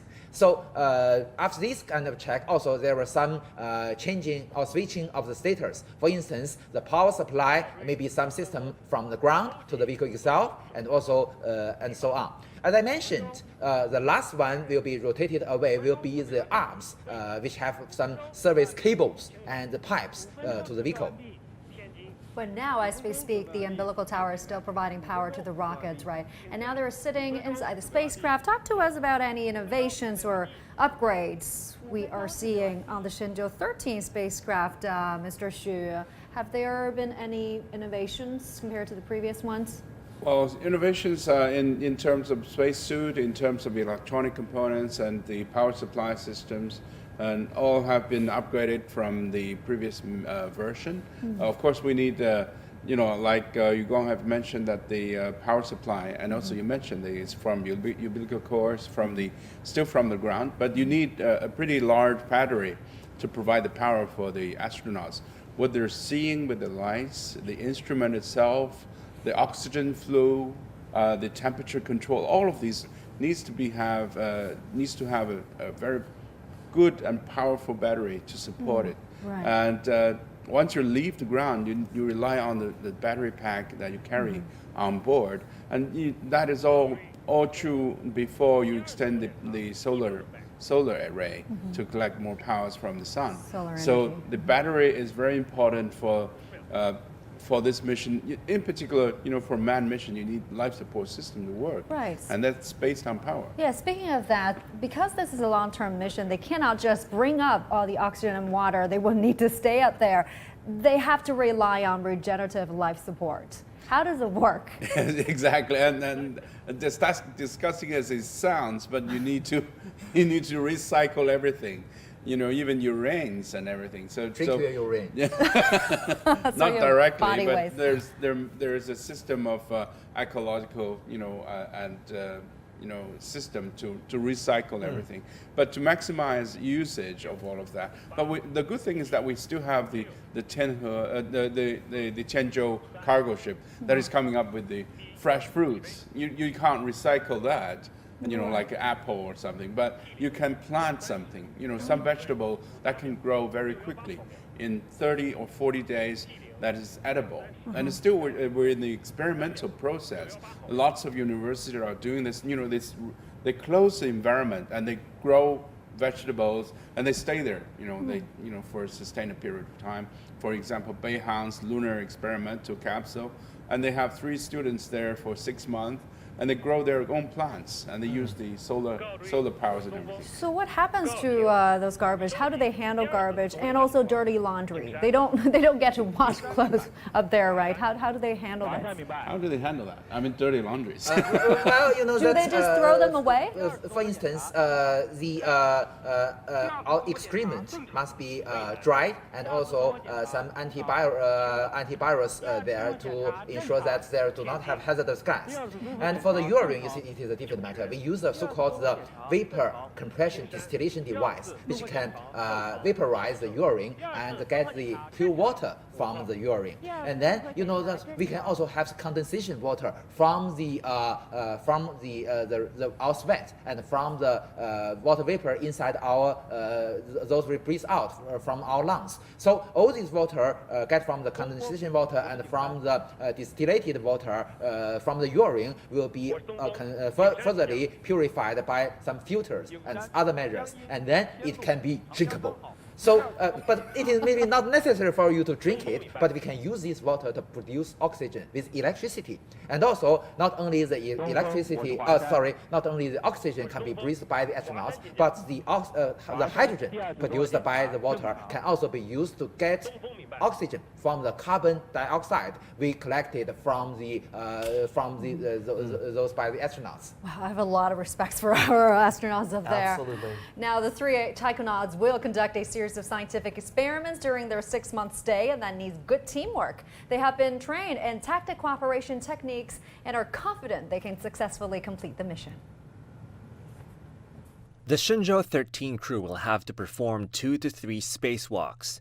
To get ready for that, they all must undergo ground trainings and meet certain standards. We have a female taikonaut in our group, and a woman's physique is very different from that of a man. So on the ground, she must be able to perform all the tasks, including the whole spacewalk procedure. The 3 of us need to back each other up. We all must have the ability to operate the robotic arm or complete extravehicular crawling. Jiuquan, the commander of the mission, performed China's first spacewalk during the Shenzhou-13 mission. As a senior taikonaut, Jai always shares his experiences with others during daily trainings. Jiuquan is more like a teacher than a commander, and no matter what you do, he always encourages you and gives you confidence and energy. Instructors often record videos of Jai's trainings for demonstrations. I did learn a lot from him. This is Wang Yaping's second spaceflight and comes 8 years after she first went to space on the Shenzhou-13 mission. Wang earned the title of China's first space teacher after delivering a televised science lecture to an audience of over 60 million school children in 2013. She will give a second lesson during the Shenzhou-13 mission. Wang is very good at computer operations, data transmission, and detailed tasks. Wang is always positive, hardworking, and meticulous. She is also very careful, thoughtful, and understanding. A new face in China's space mission. Ye Guangfu has actually been part of the program for 11 years. Ye is familiar with computer operation and data transmission. He is smart and full of energy.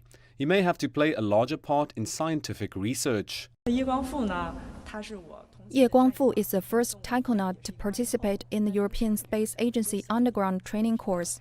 His outstanding performance was very inspiring for other taikonauts. I feel very happy and honored to be able to work with him. The Shenzhou-13 crew has also been reviewing the spacewalks performed during the Shenzhou-12 mission to get ready for the big day in space. Now, an official from China's manned space project gave us more details about the training of the taikonauts. 6 months is long for space flight. It's very demanding on the astronauts' physical and mental health, knowledge and skills, ability to self-adjust, and deal with emergencies. This challenge is unprecedented for us. In response to this challenge, based on the original plan, we strengthened their physical training, including core strength and upper body strength training. Both male and female astronauts must have back and chest tolerance with 8 times their own weight. They have also enhanced their abilities to deal with the psychological challenge. And we trained the crew for what they would need to do during the 6 months. They will stay in a more complex space station. They have more tasks to perform and will spend longer time to maintain their living environment. They also need to master more space station technology, perform simulated spacewalks, operate a robotic arm, and conduct new experiments. We also took into account the increased probability of something going wrong during a 6-month flight. For example, the system may malfunction, people may get sick. We strengthened their training of emergency response and medical self-rescue. As we've been telling you here on this broadcast, the Shenzhou-13 mission has a female crew member. Female astronauts have come a long way since the Soviet Union sent a woman to space nearly 6 decades ago. Let's now take a quick look at their journey. In 1963, 2 years after Yuri Gagarin became the first man in space, the Soviet Union sent a woman up. Through that one journey, she logged more space time than all the US astronauts combined. Her photographs of Earth and the horizon were later used to identify aerosol layers within the atmosphere. Dubbed Gagarin in a skirt by Nikolai Kamani, the Soviet director of cosmonaut training, Valentina Tereshkova said her mission was much more than that. We had been preparing for a female flight, but it was Korolov's decision not to risk women's lives because one of the women in the Space Corps already had a family. In 1983, 20 years after Tereshkova, the U.S. sent Sally Ride, its first female astronaut, into space during the 7th Space Shuttle mission. Since then, most female astronauts from the U.S. have been working on the Space Shuttle. Judith Resnick, the second American woman in space, lost her life in the disaster of Space Shuttle Challenger. In 2007, Peggy Whitson became the first woman in charge of the International Space Station. However, despite much progress in the field, only 1 in 10 astronauts today are female. One problem is women in the United States prefer to go into other studies more than engineering. We must encourage more girls to study math and science because we have to have enough students who've graduated with that degree. In 2012, China sent its first female astronaut, Liu Yang, into space. In the crewed mission, with Jing Haipeng and Liu Wang, Liu supported her colleagues with space docking. She also carried out an experiment in space medicine. Our astronauts need to train harder to improve our physical and psychological capabilities and skills to meet the higher standards and requirements of future missions. Wang Yaping, crew member of Shenzhou-13, had her first space journey in 2013. She held the first space class there, talking to students on Earth about how objects move in zero gravity. May the universe be with you, ladies. All of them have had so much hard training to get to where they are today. Let's continue our studio conversation with our guests here. How strenuous, Mr. Xu, was the training for all the taikonauts? They obviously had to train underwater to simulate that microgravity environments, but how long was the training? We know that this crew was selected in 2019, so they've been training for at least 2 years. Well, more than that, the underwater part is the fun part, if you call it training, because lots of astronauts, after they retire, they become professional divers. They go to exotic places for diving experiences. Those are part of the training, what we call spin-off of the training. But the real training is on physical fitness, on psychological breakdowns and everything. That lasts longer than 2 years. The 2 years, after selection of the mission is focusing on the mission itself. Each and every move needs to be repeated and repeated and repeated.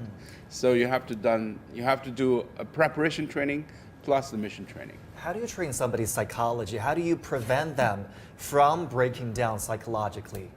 Well, I think there are many ways to do it.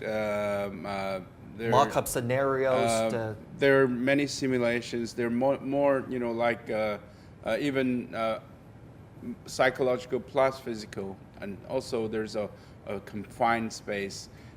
You have to stay in a sustained period of time. Isolations. It's in particular for one-man mission. This is very challenging for human bodies. You have to respond well to those scenarios in order to become an astronaut, right? And those underwater training, Professor Yang, the flight commander Jiuquan actually said that the underwater training is more difficult than the actual EVA, the actual spacewalk. And they say training underwater for 5 or 6 hours is like running a full marathon. What kind of experience was that like? You are correct. You see that the underwater training, or the what we call the neutral buoyancy pool training, will be the most ideal one to simulate the microgravity environment operation. But you see also there are differences. So we need the Marines to help the astronauts in this kind of trainings. You see that the difference of pressure between the inside the spacesuit and outside suit is about 40% of the atmosphere.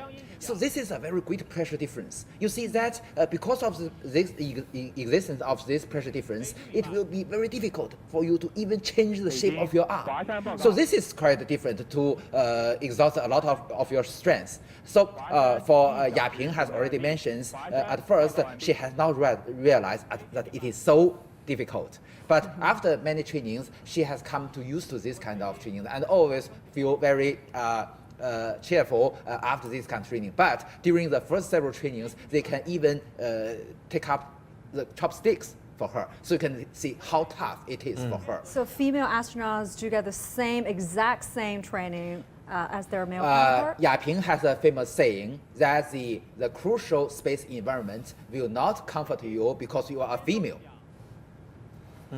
Yeah, there's one question that I really want to ask, because I watched this interview with Wang Yaping, and she said apparently there is a red button that astronauts in training can press. If they can't take it anymore and the training will stop.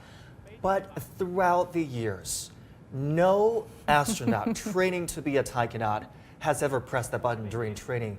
Is that true? How does the red button work? That's the G-force training. That's the tough one. I mean, G-force, for G-force, for example, there's a certain G-force that you will break down and you will lose your consciousness. And then once you lose your consciousness, there's no point to press the red button. There's no way you can press it. Has anybody ever passed out? It's very easily. For ordinary people, maybe 6 or 7 G, you will pass out. That's awful. With a fast spin.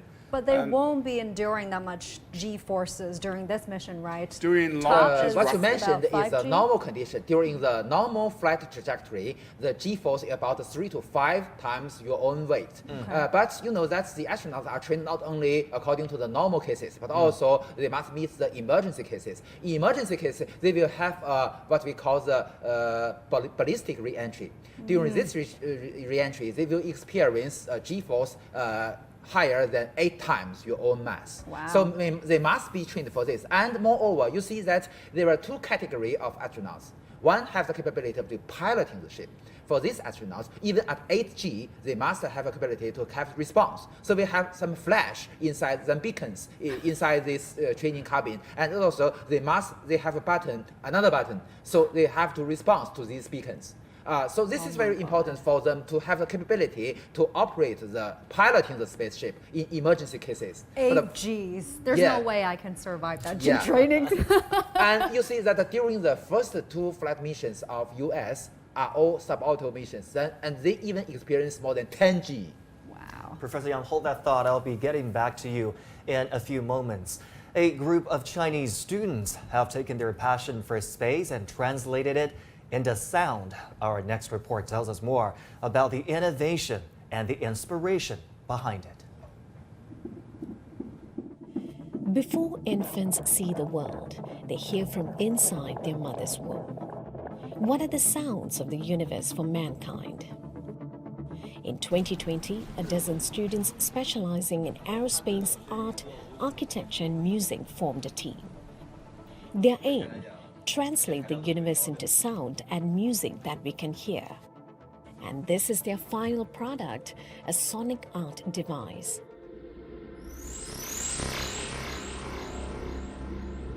It consists of 2 parts. A small ball in a glass box randomly floats on a satellite, and a sensor captures its data. The satellite also collects real-time data of cosmic rays and transmits them to the Earth. A big ball on Earth simultaneously mirrors the one in space. The sound device then converts the cosmic rays into music using a special algorithm.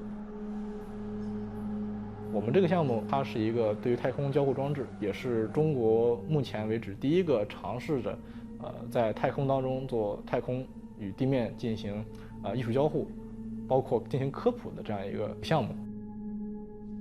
The students say they got their inspiration from their childhood. 中国航天从小种下的一个萌芽，它逐渐长大成一片森林的感觉。我还记得非常深刻的是，当时在初中的时候，是王亚平。初中的时候，应该是2013年，航天员王亚平进行了一次太空授课，然后当时我是在读初二，当时航天员说，我们在太空上的时候，其实还是受到了地球的重力加速度大概有7.8左右。 然后，既然航天员说有重力，那为什么没有掉下来呢？后来学了一些物理之后，也就理解了为什么是这样的。然后，于是对这个航天方面也会感兴趣，最后就选择了这个专业。飞天梦永不失重，科学梦张力无限。同学们，再见！再见！ For these students, rockets and space are special. 小时候。 听爸爸妈妈们说，就是天上有一颗星星是中国人的，它就是东方红1号。China became the 5th country in the world. 在那里听过一段音乐，这么大体积的一个航空器运到上面去，也没有去说，在那里读个新闻联播，而是选择了放一段音乐，然后那一个感觉就是很触动我。我觉得中国人很有情怀。我觉得人类本身的进步就是一种最大的浪漫。 然后我觉得人类未来必然面对的困境就是地球上的资源枯竭，然后，这种困境使我们必然将脚步迈向更深的星辰大海。我觉得中国航天一直在做的一件事情，就是这种探索未知的精神，它是给我们一种精神力量。这个东西到底能不能成，能做成什么样？到底火星能不能适合人居住？这些东西它不是有一个明确答案的。 它是需要来回考量的。那这样一个状态，然后一直鼓舞着我们，这种状态是我比较向往的。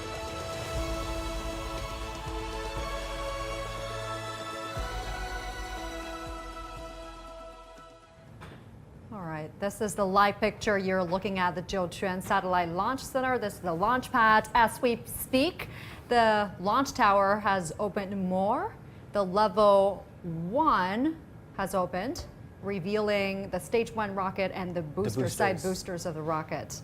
As we get close to time 0, of course, we're close to T-minus 30 minutes. We're getting real close now. And you know, the previous Shenzhou-13 mission actually generated a lot of interest among people. People love to watch astronauts doing even nothing there. Because they're having a 5-year hiatus before that manned flight. Yeah, they're fascinated. You know, they're super interested in life life in space. So, do they have a routine living in space? What factors were taken into consideration when deciding a routine for the astronauts living in space? Well, as we know that the astronauts, once you're in microgravity environment, you lose your bone mass, calciums, your muscles, your cardiovascular system weakens, your nervous system weakens. Like Jiuquan said, your tongue will swollen. So there are many physical changes. So you have to adopt the space environment in appropriate ways for daily life. So we have just heard that there's 1 hour preparations. So the astronauts, once they're in space, they will be working and exercising and sleeping as a routine, similar to the timing of the ground. And they're adopting to such a timing so that there's a Beijing time, and they also wake in the Beijing time, and overnight they sleep at the same time. So they're working in synchronized way with the ground crew and supporting crew in the ground. Right, and we do have a female astronaut this time. Are they preparing any supplies, especially for the lady? Well, I did heard that they shipped a lot of cosmetic products over there. Yes. And some of the beauty products are only for space ladies. So, so makeup is not an inconvenience, right? They can wear makeup. Apparently so. On a daily basis. And Yaping was mentioning in her interview that she said once you're in space, you're off the gravity of the ground, so nothing drags your face down. So you actually look better, you have a natural younger. beauty over there. Yes, you look younger. It's beauty sleep every day for 6 months. And That's in fact, exactly as Jiuquan mentioned, that the blood flow changes. You have more blood on your face rather than foot.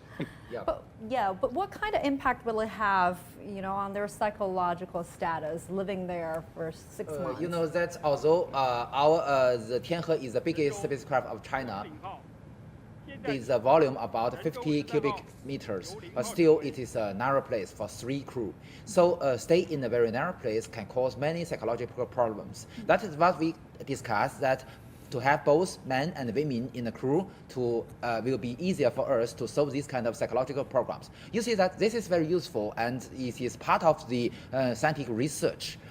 In the future, you know that the low Earth orbit and the moon will not be the final stop of human being. We will go to the Mars sooner or later. So the one trip to Mars will spend for about more than 1.5 years.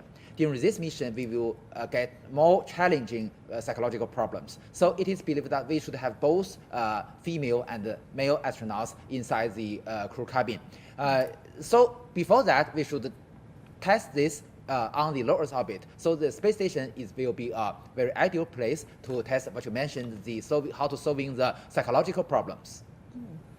And as we speak, the top level and the bottom level of that launch tower has opened. You're seeing the escape tower looking from afar like a lightning rod, really. But it's 8 meters tall. It's smaller compared to the whole rocket, but it's still huge compared to my height.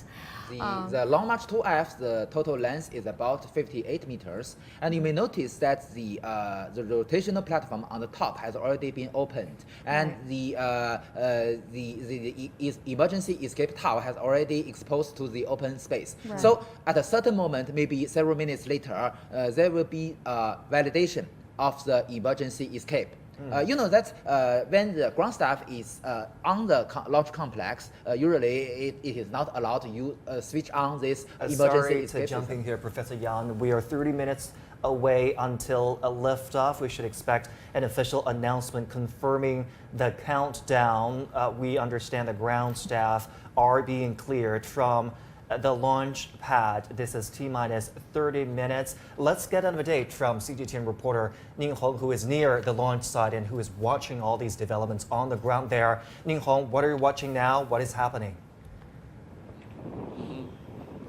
Well, yes, it's 30 minutes countdown, and you can see now the lower section of the rotating support platform has opened, and I believe we will soon see that the entire rocket will be revealed. And now people are now making the final preparations, including evacuating from the launch pad. You can see now. You see, you can hear there's a speaker telling people at the launch site that this is voice from the commander of the zero commander. He will be responsible for launching the rocket, the final countdown.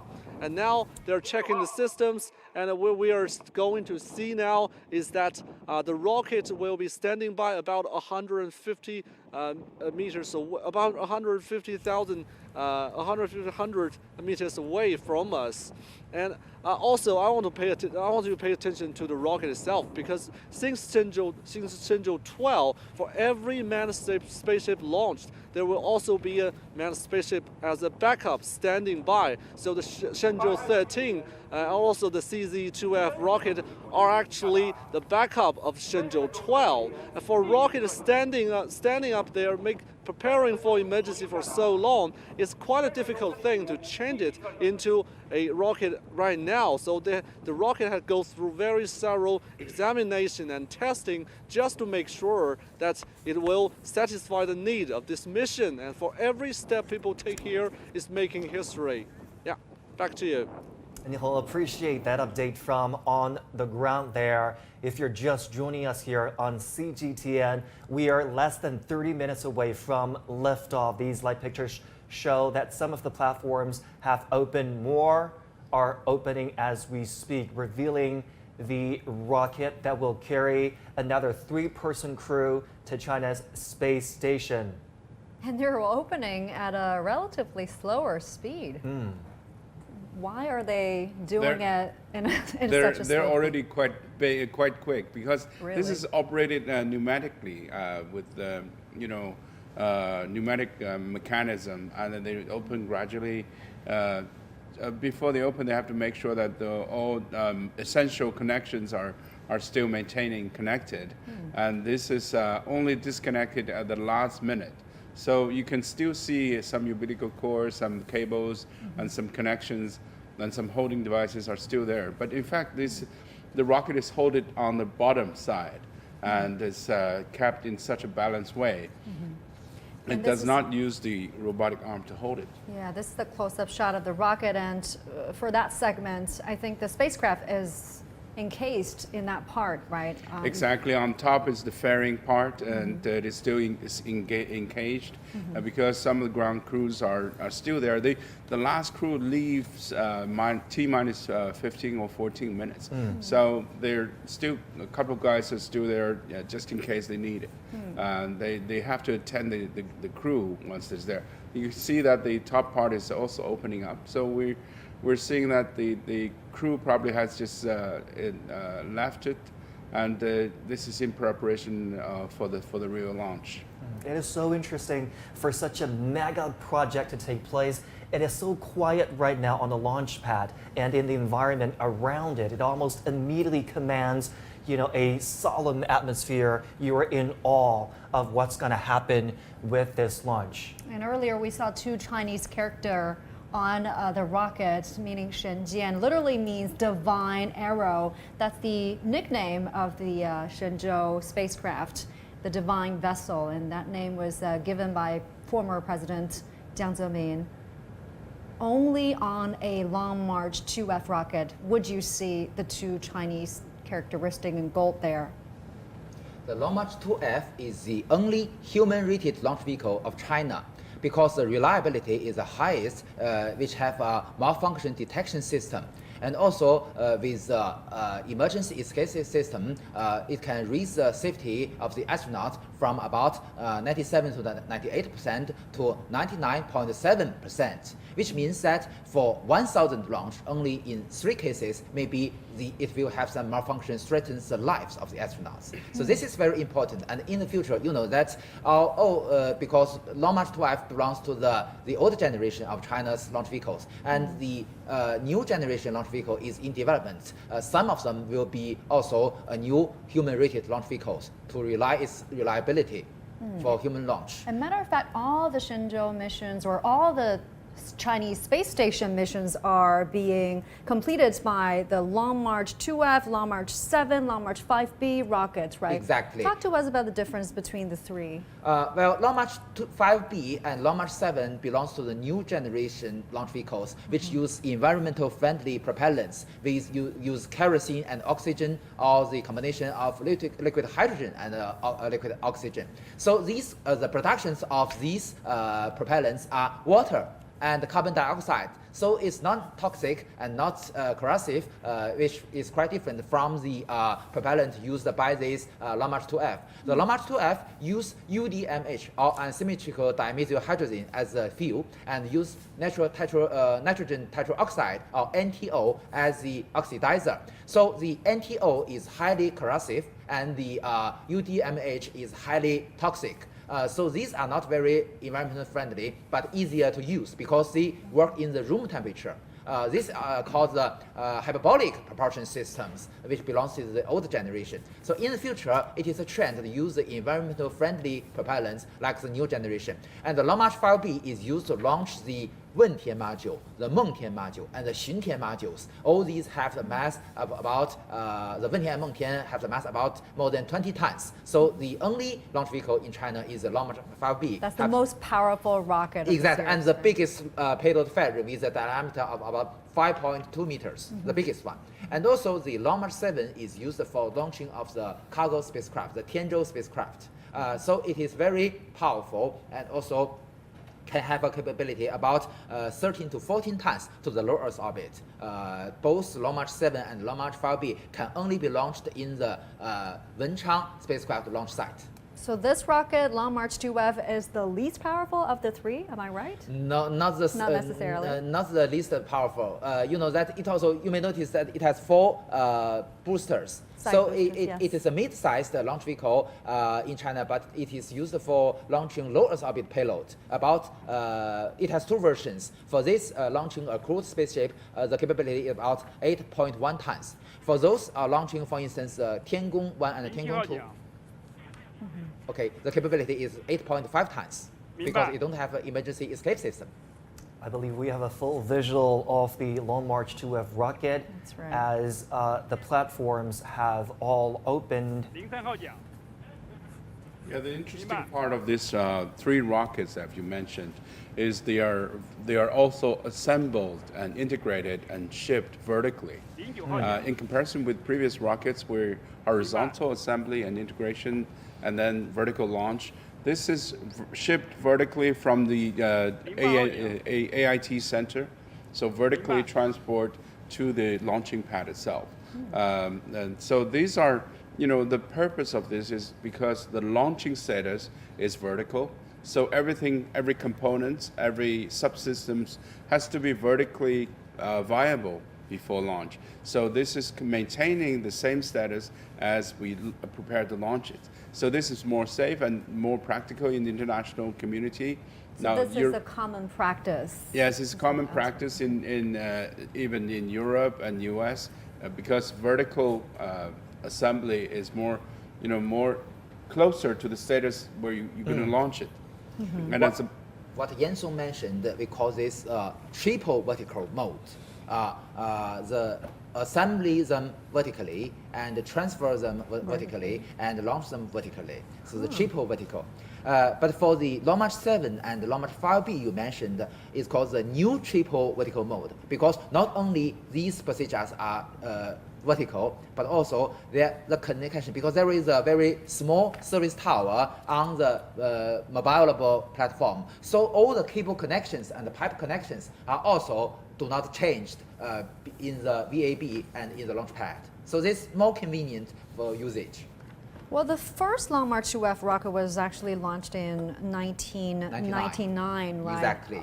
Have there been any upgrades? Of course, there are many upgrades every time. You see that at that moment, our launch vehicle is the maiden flight is to test the whole the launch complex and compatibility with the launch vehicle itself and the test vehicle Shenzhou-13. But only after some improvements in this launch vehicle, we can launch Mr. Yang Liwei into orbit in 2003. After that, we also have some improvement in for instance, the inertial measurement unit, and also with the telemetry support system. You know that during the early launches, we still don't have the Tianlian data relay satellite. Today, we can have the Tianlian data relay satellite, which can provide us greater coverage of the telemetry support. So this is quite different, and this is very unique, very helpful for ensure our safety. It's T-minus 19 minutes, 53 seconds. We're getting really close. I mean, how reliable can we say this rocket is? A few upgrades have been made to the Long March 2F rocket to improve reliability and safety of a launch. Recently, Mr. Xu, talk to us. What are they? Yeah, I mean, once you have a safe and working system, you don't tend to change it and upgrade it, periodically. You tend to freeze the status, hardwares and softwares. There's a saying, if you upgrade a software in one point, there's a 15% chances you get a fault alarm or fault, bad part in other parts. So it's a complete system. Once it's completed, technically you freeze that status, and this is why we're still using the same fuel system. UDMH, nitrogen tetroxide, are not so friendly. Toxic, corrosive, but it's safe and it works in room temperature. And once it automatically combusts without even ignitions. So there are many things that we tend to freeze it and not to upgrade it. Maybe we develop a new system, and like a new generation capsule I've just mentioned, need a new launch vehicle that will have another system. Like Jiuquan said, this is a only human-rated launch vehicle and needs to be maintained in such a stable way that safety comes priority, not propulsion, not a powerful engine. This is 8 metric ton capability to low Earth orbit in comparison with Long March 5, which is 25. So safety has been considered as priority. At this stage, the 3 taikonauts have pretty much finished up everything in terms of preparation, right? We've seen visuals of them positioned in the capsule. They still have that manuals in their hands, but they're not reading it anymore. They are waiting for that final moment before liftoff. You may notice that although the rotational platform has already turned over and we can see the whole launch vehicle, but still you may notice there are some steel arms close to the vehicle. What are those for? These arms have the cables to have the signals. We can get every important telemetry data from the launch vehicle and from the spaceship, and to check if everything is okay. And also we have power supplies to the last of some critical systems, for instance, such as the control system. And also you see that we can also provide gas to the pressurization system. At current stage, all the fuel tanks of the of the Long March 2F is pressurized and is in the right pressure. Also, this pressure is well monitored. So only in the last several seconds we can see the rotation of these arms. You'd also talk to us about this mission. What are the most difficult parts? Mr. Xu earlier mentioned this is more like a renovation mission rather than a scientific experiment mission. Is that right? In this mission, you know that this will be the first female EVA of China. We have already carried the third EVA spacesuit by the Tiangong-13 cargo ship to our station. This spacesuit is dedicated especially for Yaping. Wow. So it is smaller than the former two EVA spacesuits. So this time Yaping can be very comfortable. I can still remember that that we only have limited numbers of training spacesuits near the neutral buoyancy pool. So every time that Yaping's feet is smaller than his male colleagues. So she needs some adaptations. Sorry to jump in. We have to mention that is now T-15 minutes ahead of launch. And ground staff have been evacuating from the site, meaning that all preparations have finished. We're entering the final stages there. Yeah. It is pretty quiet. Nothing much going on in the comm system. I suppose they have finished all the final status checks by now. Actually speaking, everybody is busy now. That's the launch procedure. Yeah, an official announcement confirming the countdown of 15 minutes. We're 15 minutes away from liftoff. Just bear in mind that after ignition, it takes only 8 minutes. Yeah, it's a pretty short flight. Yeah. That's the launch procedure is coordination of a big system between many systems. So you may notice the voice between the zero commander with other systems. For instance, the ground stations in other places, either in China or outside China. And also we have space tracking ships on the Pacific and the Indian Ocean. So all these systems must be in a very good condition. You see the ground crews are leaving, so that's the last crew that leaves the launch complex. So after this point, no ground staff will be at that launch power. The rocket is fully armed and it's ready to be ignited. So very dangerous at this moment, as Jiuquan mentioned, there are more than 400 metric tons of fuels and oxidizers on board. So it's like a bomb. It's a violent energy exchange. Yes. So there will be no staff in a radius of how much? Well, this last group, because the control center is about 7 or 8 kilometers away from the launch complex, but launching witness can be done 2 kilometers away. So there's a mathematical calculation that you don't get hit it. Our correspondent Ning Hong there might have a better vantage point than us. Yes, I believe he does. Yeah, but in fact, in Jiuquan is the closest that you can get to a launch vehicle. Last time I was there to see a Long March 2D launch, I even got some debris on top of my head. They dropped something on your head. How far away were you I was from? about 1.7 kilometers away. That was that's considered very a close. safe Very close. distance. Yeah, that was considered very. But very noisy. Yeah, very noisy. Yeah, heart pounding.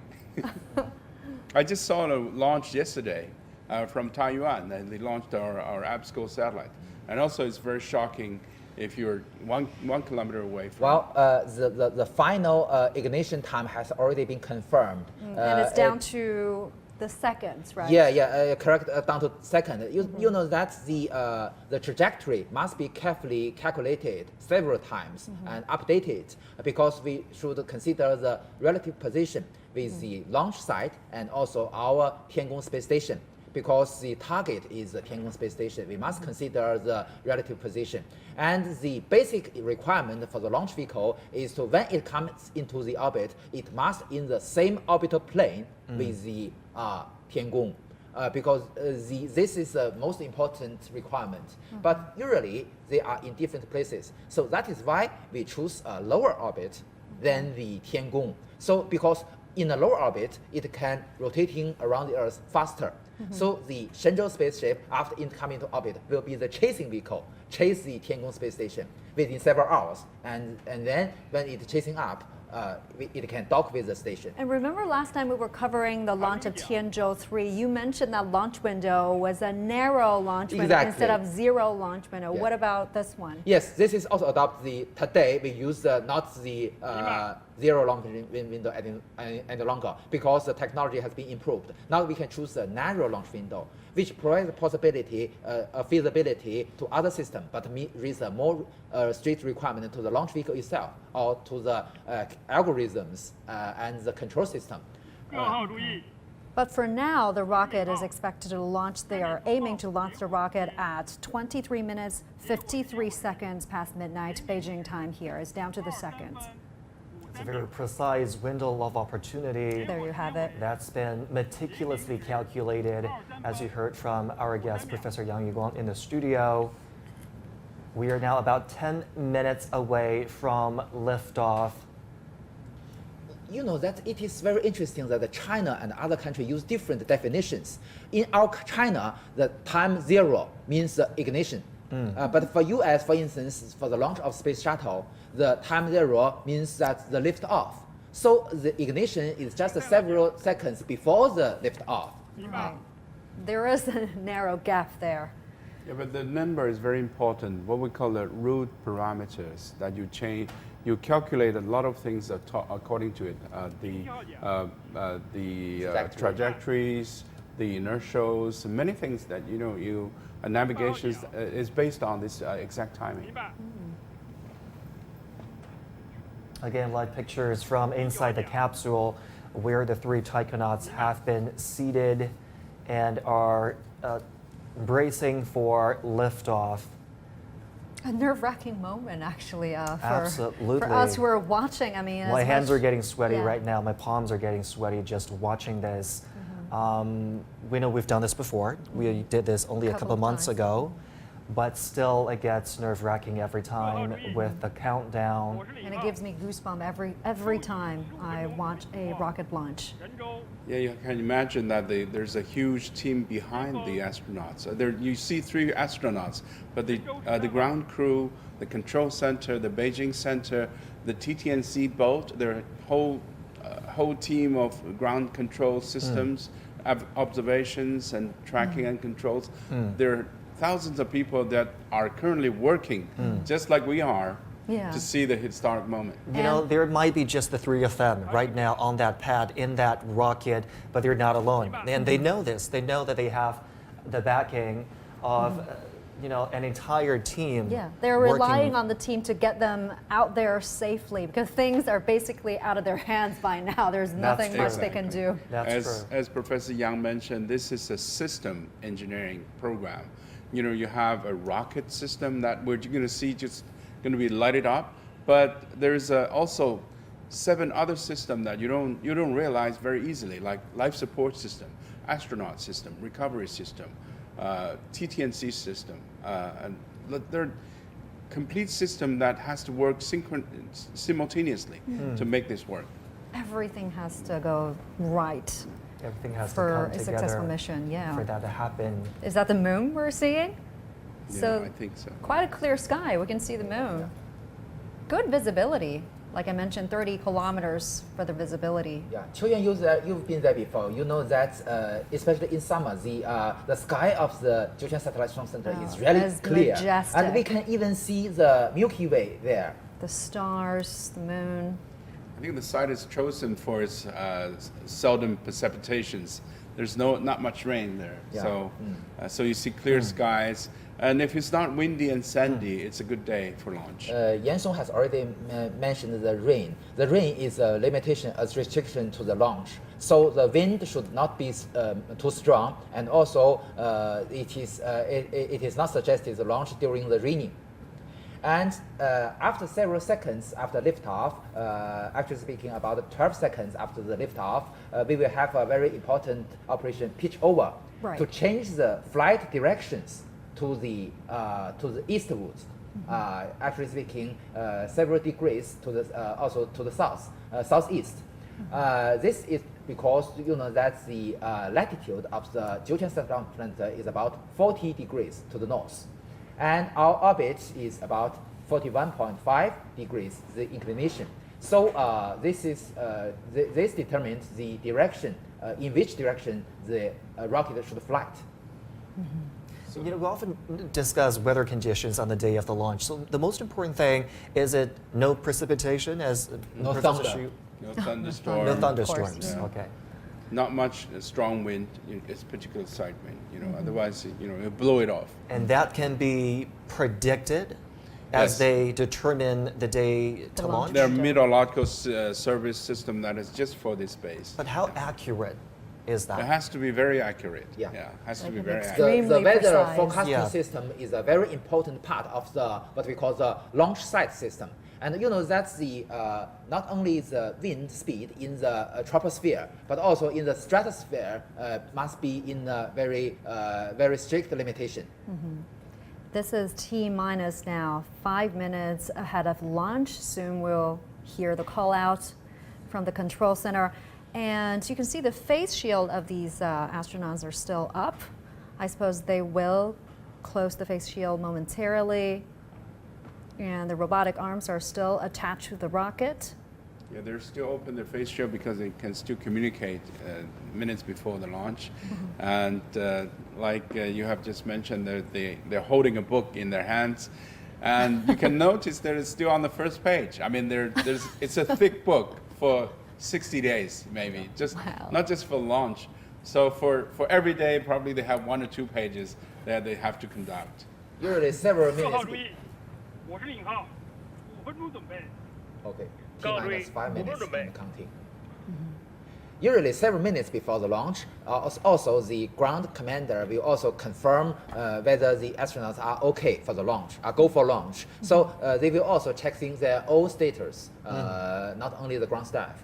So if anything wrong happened, they can halt the whole launching procedure. Yeah. They're doing something now. They're fixing their safety belts. Fold their legs. They cannot stretch it anymore. So this is the bracing position. They're getting the into basin, position. it is like a basin, the They seat. are putting down the shields, are they? Yes, they're fastening their seat belt. I think seat belt, and they're in the folding position. You know, before that they were stretching their legs. So this is T minus 5. That means that they have to be ready and helmet down, I think. That's the live picture of the Beijing Aerospace City. Officials there are watching. There you see Vice Premier of China, Yes, Han Zheng there. top Chinese officials are watching the launch from control rooms. Chinese Vice Premier Han Zheng and the Vice Chairman of China's Central Military Commission, Xu Qiliang, are at the Beijing Control Center, while CMC Vice Chairman Zhang Youxia is at the Jiuquan Launch Center.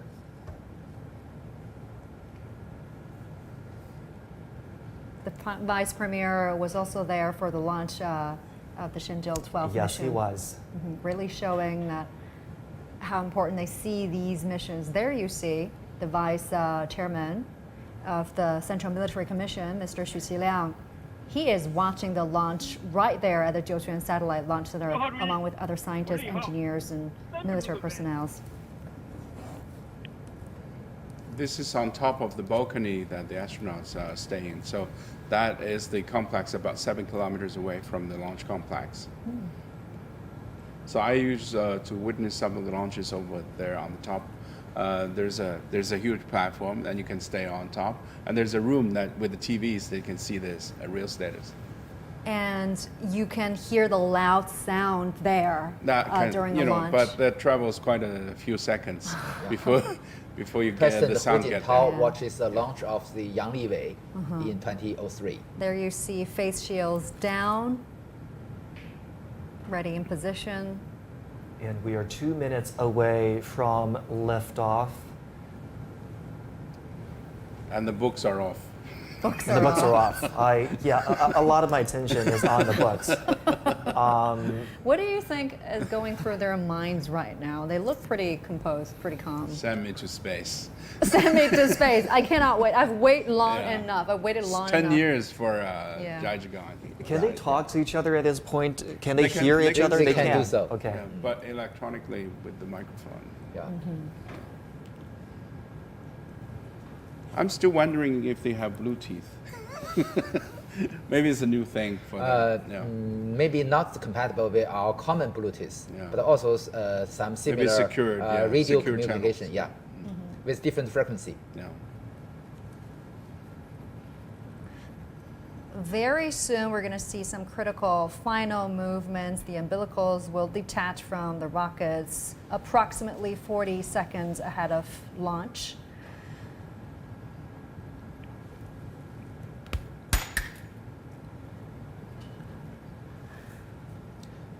just the water will be poured at the bottom. Yeah, of that's the call out, 1 minute T-1. countdown. An Yeah. incredible This is the moment to moment. witness. Yeah, This is the moment. truly a magnificent view there. 50 seconds. 50 seconds. And it never gets old. And there you have it, the opening of that retractable robotic arm. The arms are opened. The rocket is completely on its own, ready to take off. 30 seconds till Blast liftoff. off. Looks like a moonshot. Ready. 20 seconds away. I'm leaving my favorite part of the countdown to you, Jiuquan. You want to do the honor? Sure. 10-second countdown. 10, 9, 8, 7, 6, 5, 4. Together. 3, 2, 1. Ignition. There we go.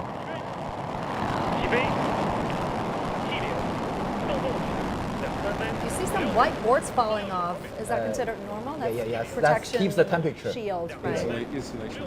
Yeah, power is clear. All right, we're Pitch going to over. see a number of critical stages throughout the flight. We're going to be walking you through each and every one of them, Well, that's the starting with the pitch over. That's the moonshot. Spectacular Very shot. soon. Yes. So this is a camera mounted on the carrier rocket. View of the side boosters. If everything goes right momentarily, we're going to see the jettison of the escape tower, right? No, Yeah. yes. About 120 seconds. So that's the first critical movement we're Yeah, going to see. exactly. This is the infrared view of the rocket. Yes. Everything is going well. The taikonauts look fine to me. They are experiencing the G forces now. How many G-forces are they enduring I for mean, now? the maximum is during the separation of the first stage, about 3 to 5 G. All right. So this tends to be a period where they can experience discomfort in the flight. Yeah. As you mentioned, the G forces are together with the vibration. The Again. movement, what we call a pogo, which is up and down movement, Yeah. faster and slow, like up and down. So that that is- pogo is very uncomfortable. Yeah. That is because we use the liquid propellant system. Right. We're about 90 seconds into the flight. Okay. Once again, you're seeing the bright flame of the side boosters, Picking up first speed. stage rocket. So the emergency escape tower will be adjusted soon. Yeah. It has already completed the pitch over, right? Yeah. About 12 seconds after liftoff. You see the escape tower and then the strap-on booster. Oh, that's the 3D animation of this flight. That's based on real telemetries. Okay, there great. you go. Yeah. That's the escape tower jettisoned. At about 153 seconds will be the separation of the 4 strap-on boosters. And that separation we just saw there really indicates a successful initial lower level flight. They were doing okay. Not until the first separation of the first stage. We'll see this one will be happening anytime. Right. I think it's happening now. Separate soon. The boosters will come off momentarily. Of course, this is the most dangerous Great. part, right, of the launch. Okay. Boosters are off. Booster separation. And then first stage separation. And then the first stage separation. You see we the can four yeah. light part, that's the strap-on booster. Yes. The first and stage is 5 already bright separated. dots Yeah. over there. The 4 little dots are the boosters. The 1 bigger dots are the first stage rocket. With So each at stage about accomplished. 210 seconds will be the separation of the payload, jettisoning of the payload fairings. Because the altitude is already very high. So at this moment, the aerodynamic forces is already become weaker and weaker because the max Q has already been passed. I believe you're getting a visual of the second stage engine. And The this second is stage the has, view inside the fairing. Yeah, the second stage has a main engine with a thrust about 75 tons and 4 vernier engines to control its attitude. On the left side, you can see it's folded solar panel. So the fairing has been separated. Successful So deployment this of is the the fairing. folded solar array that is going to be deployed. So that's a camera feed looking at the Right. solar array itself. Yes. And that's the exterior of the spacecraft, actually. Now the spacecraft is entirely exposed in space after the fairing It's opened. already in outer space with no atmosphere, so fairing it doesn't help anymore. It has already escaped the Earth's atmosphere at this point, right? Yeah, it's already high enough. And Yaping at this moment can enjoy the sightseeing outside the window. But it's all dark outside the window. Yeah. Right? See, it's all dark. But they will see daylight very soon, minutes. They're circling like 90, they 95. are flying eastward. So as Yan Song has mentioned, they will see because that it's in a different time zone. We can see the working conditions of the rocket engines on the second stage. Right. And for a first-time traveler, Ye Guangfu is pretty Yeah, he's not composed there. He hasn't even looked outside the window once. I was going to say that. Probably because it's dark right now. There's nothing much to see there. There's not much to see. He's waiting for more light so he can get a better visual. They're going to get the zero G in any moment now. So once you have a shutdown, they have a zero G very. So when will be the time they endure the maximum when all the engines were shut down, they will experience the zero G. So there is an indicator inside the cabin. Okay. And you may notice that because now it is already in a vacuum condition, and the flame of the rocket engines, the shape is quite different from when it is lifting off. And they look pretty all right to me. I don't know how they do it. They look so cool, calm, collected.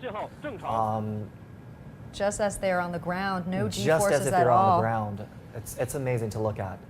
The next critical movement we're going to see is the shutdown of the second stage engine and then the spacecraft separation. Yes, first we will shut down the main engine and then the 4 vernier engines. Is there anything that the astronauts can do to offset the effect of high G-forces? At this moment, as we mentioned, it is in the normal procedure, so the maximum G-force is only 3 to 5. So they have the capability to monitor the status of the spacecraft. And we can see from the animation just in the previous video that shows the radio beams of the ground stations to the vehicle. And at this moment, the videos we can see of the camera is downloaded to the ground stations. So the ground staff can also monitor the working conditions of the rocket engines. And Flight Commander Jiuquan is sitting in the middle, Wang Yaping over there, picking up her manual, taking a look at it again. The book again. So I think the newcomer is testing when to have the zero G, and he's so ready. Well, that's the fun part, yes. But with the 4 or 5 Gs, it really doesn't affect too much the human bodies. You get the adrenaline, this thrill out of it. But human body can That's take... the ultimate adrenaline thrill. That's the ultimate adrenaline That rush. is, for sure. The maximum human can take is 12 or 13 Gs. And even more so for the first comer, for the first time traveler, Ye Guangfu, right? He's done years of training, but this time he won't be flying in a simulator no more. This is the real deal. This is the real deal. And only in the real flight he can experience both the G-forces and the vibration. Looks like we have a good burn of the engine, and the telemetry tracking is good. We're going to have a shutdown any moment. Oh, we're hearing the call out. Okay, the main engine has shut off. Second stage shut down. Now you can see the vernier engine, the 4 vernier engines are still working now to adjust its trajectory to ensure the accuracy of the orbit. I keep looking if they are having any kind of communication, because I would imagine that the 2 veterans would try to, talk the new one through it. They would comfort him, but that's not happening, which shows that you have real confidence. Complete trust in him. They have complete trust and confidence. The post of the WeChat moment of Yaping has showed this. Support your opinion. I'm sure they have plenty to talk in the coming 6 months. And her daughter also comes to the Jiuquan Satellite Launch Center for her mother. To watch the launch, wow. Yeah. What a proud moment. And this is the view of the solar panel still folded outside the spacecraft. Later, we will see the deployment of that solar panel indicating a successful launch mission. And that is usually the time we can hear the loudest cheerings and applaudings from the control room. Yaping also shows pictures of her daughter Zhao Yunxi in her WeChat moments of her daughter's daily life, like other young mothers. At the end of the day, she's just another mother.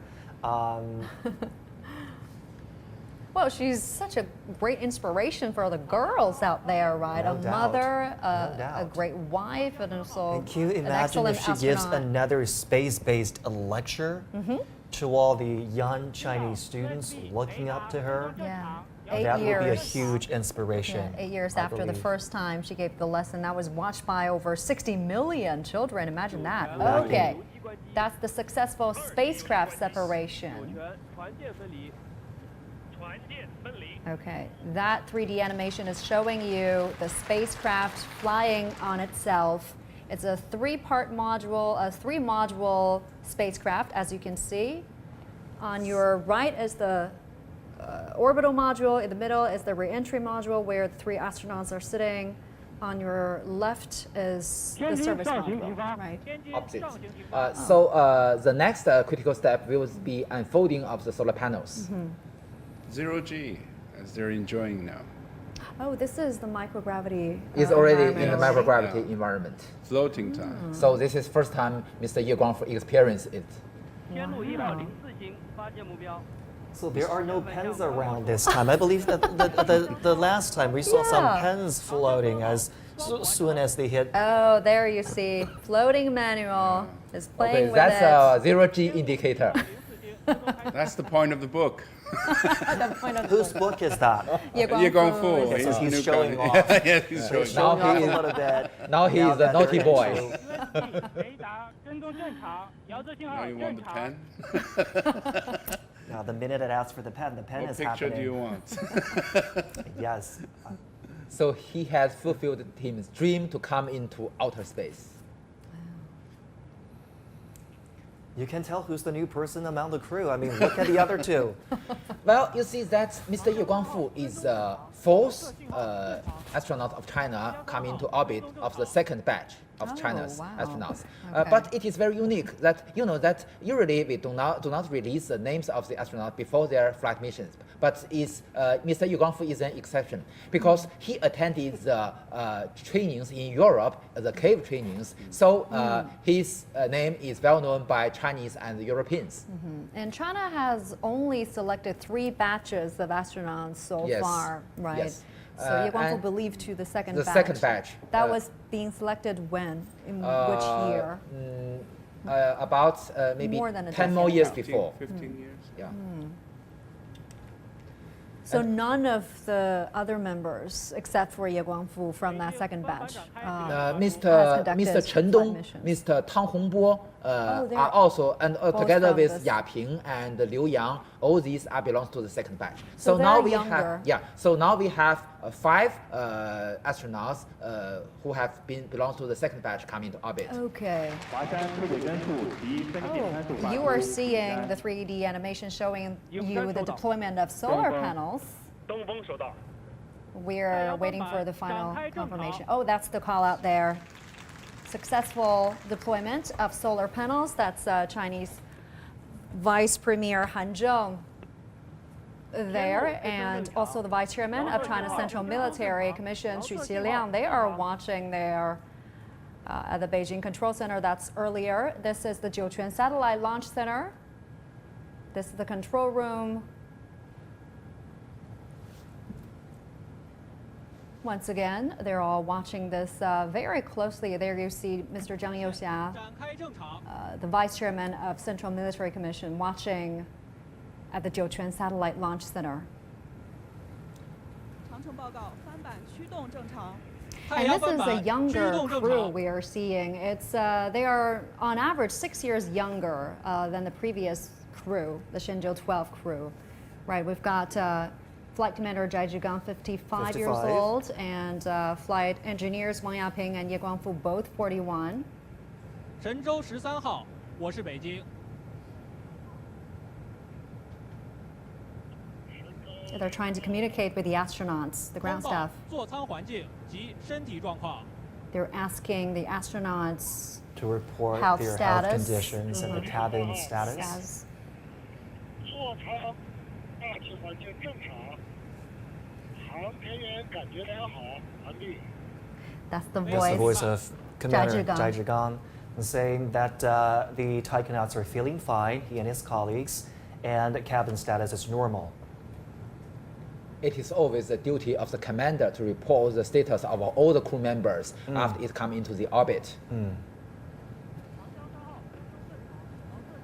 So what's going to happen next? What can we expect next? So, you know that next they will open the hatch between the orbital module and the re-entry capsule, and they will be more comfortable, and they will change their suit to a common suit rather than the IBA space, not the penguin suit, but the common suit, because it will last 6.5 hours for them to before they go into the station.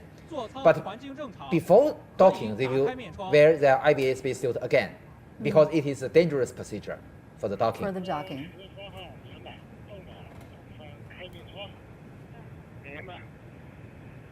There seems to be increased communication. Oh, they're opening up their face shields. Getting a feel of the microgravity environment, stretching their legs for a bit. And the book again. The book again. I can't believe they're still reading the book. I mean, they have to follow the procedures, yes. I would love to get a look at that book and what's in it. Usually the successful deployment of solar panel indicates a successful launch, and we're standing by for that official announcement. That's right. From the launch center confirming this is a successful launch. And also we should check the orbital parameters to see if it is accurate enough. Only in this case we can the ground commander can announce that it is a successful launch, because the accuracy of the orbit is also very important. 根据北京实时轨道与遥测数据监视判断，神舟13号飞船已进入近地点高度200公里， This is a replay 远地 of the 点高 send-up 度 ceremony. 356公里，倾角41.3度，周期1小时30分钟的预定轨道。北京出轨根数 This is a playback of that send-off ceremony earlier today. 东风 It was yesterday, Beijing Time. A couple hours ago. A couple hours ago, before they were transported to the launch pad. As we have just heard from background, that the parameters came up. The inclination is correct, 41.3. Yeah. And then the apogee and perigee has been 200 kilometers and 360. 56. Yeah. So that is a elliptical orbit. And then in the far point, the closer point is 200 kilometers to Earth, and far point is very close to the station. So that requires another short burn, and then we'll be able to connect with the station. Because the average altitude of this orbit is lower than the station, so it's rotating the Earth faster than the station. As I mentioned, it can chasing the station and become closer and closer, and finally dock together. So they are now flying orbit. Do those data sound all right to you? It's a good status. It must be within a margin that accurate enough for the orbit maneuver. So the orbit maneuver, we only have a limited delta V, or the capability to change its velocity. So must in a very small range to ensure we can dock with the station. So the deployment of the solar panels was a good indication, but at the same time, after that happened, the ground staff were collecting and verifying all these data, and until they had all these data, and they were sure that the data looked good, we could expect an announcement of success from officials. You're still watching the playback of what has happened during the last 3 hours, all those critical moments, right? Entering the capsule and releasing of the rockets. So at this moment, Yaping cannot receive my message on WeChat. Do they have Wi-Fi up there? They do have Wi-Fi. They have Wi-Fi, but maybe WeChat and microblog, currently speaking, is not able to be used on the station because of the security concerns. Okay. You know that technically speaking, it is possible for them to use WeChat and microblog, but you know that belongs to the internet. The internet, technically speaking, we can connect to the internet, but also we have many other concerns for security and other things. Then what do they use the Wi-Fi for? Well, you know that they have every astronaut have 2 mobile phones in their cabin, and they can control everything to check the status, to check the that we have a QR code on our packages, and we can scan the QR code and get the information what's inside the package. All right, you're now watching our special coverage of the Shenzhou-13 mission. Just now, we have seen a pretty successful initial flight. Especially after the deployment of the solar panels, things looked very good over there. And right now, we are expecting an official announcement of success from officials. In the meantime, our guests continue to discuss with us about this flight. So things looks good so far. And it will be a while before I get that announcement. But in the meantime, it looks like the astronauts are doing fine. We've been looking at visuals of them from inside the cabin. Everything looks good. Yeah, everything looks all right to me. And Professor Yang, you were mentioning the Wi-Fi, right? They must have had some means of entertainment up there. They're staying there for 6 months. Exactly speaking. Can they watch TV? Can they surf the internet? Yes. You know that during the Shenzhou-12 mission, they even watched the Olympic Games in Tokyo. Because we now have the Tianlian data relay satellite constellation, so we can have almost 100 coverage of the communication between the vehicle, between the station and the ground. So the ground can record the videos of the Olympic Games and other news, and upload the video to the station, and they can watch it. And the crew will be there during the Winter Olympic Games. I'm sure they'll be watching. They will enjoy that. And Mr. Jiuquan also said that he has taken some videos, movies, TV series to the station, and he can watch the video in spare time. But I can predict that the most amazing thing for them in spare time is watching the beautiful scene of the Earth. How long can they do that? I mean, I think they will be able to get a view of that when there's more light immediately. It doesn't get old, really, to look at the blue planet down below.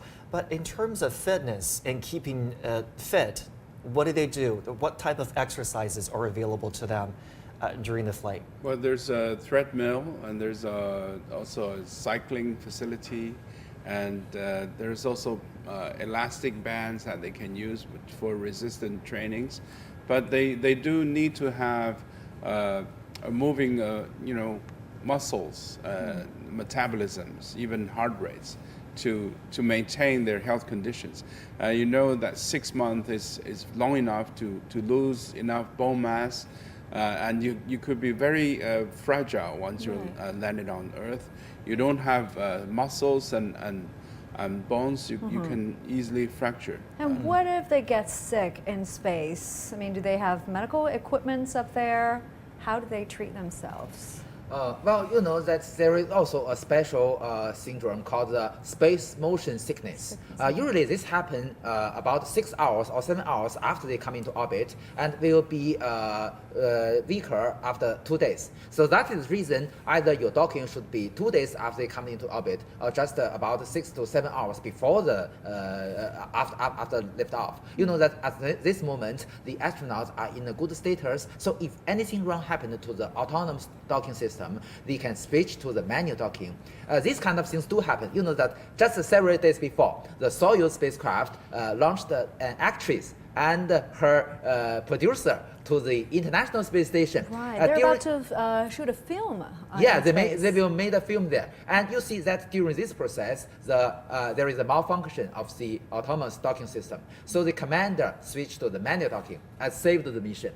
So we also have these kind of preparations to ensure that we can have a 100% success. The crew on the last manned mission, Shenzhou-13, they had a video call with the Chinese president. They talked to scholars and students, researchers in Hong Kong. I imagine there will be something similar this time on Shenzhou-13, especially since they are spending the Chinese New Year in mission there. Is a video call in line for that? I think so. I think in the Chinese New Year, even the New Year itself, I think it's a time of celebration. In addition to dumplings, I think there's a communication method. It's a communication call is required. I'm sure that in the Chinese New Year, in particular, we're watching the Chinese New Year evening show, and I'm sure that they will be part of the show. They will be the part of the show. Oh, that's something to look forward to. That Yaping is the first space teacher of China. And during the conference yesterday, she has already confirmed that she will have the second lesson, taught the second lesson. You know that during the first lesson she taught during the Shenzhou-13 mission, there were more than 60 million pupils and middle school students watching her lessons. Very impressive. That was a physics lesson, right? That was a physics to demonstrate the phenomena in microgravity environment. Yeah. I was not a student anymore back in 2013, but if I had been, I would have done a much better job with physics, I think, with a teacher like that. Absolutely. And Wang Yaping said this during the press conference yesterday. She encouraged all the girls, all the kids, all the students out there to never stop reaching for their dream, and that touched me quite a bit. She said she herself was a good example. If you work hard, if you never give up, one day your dream just might come true. Which reminds me of that promise she made to her daughter. I will reach for the stars this time and bring you back some of the stars.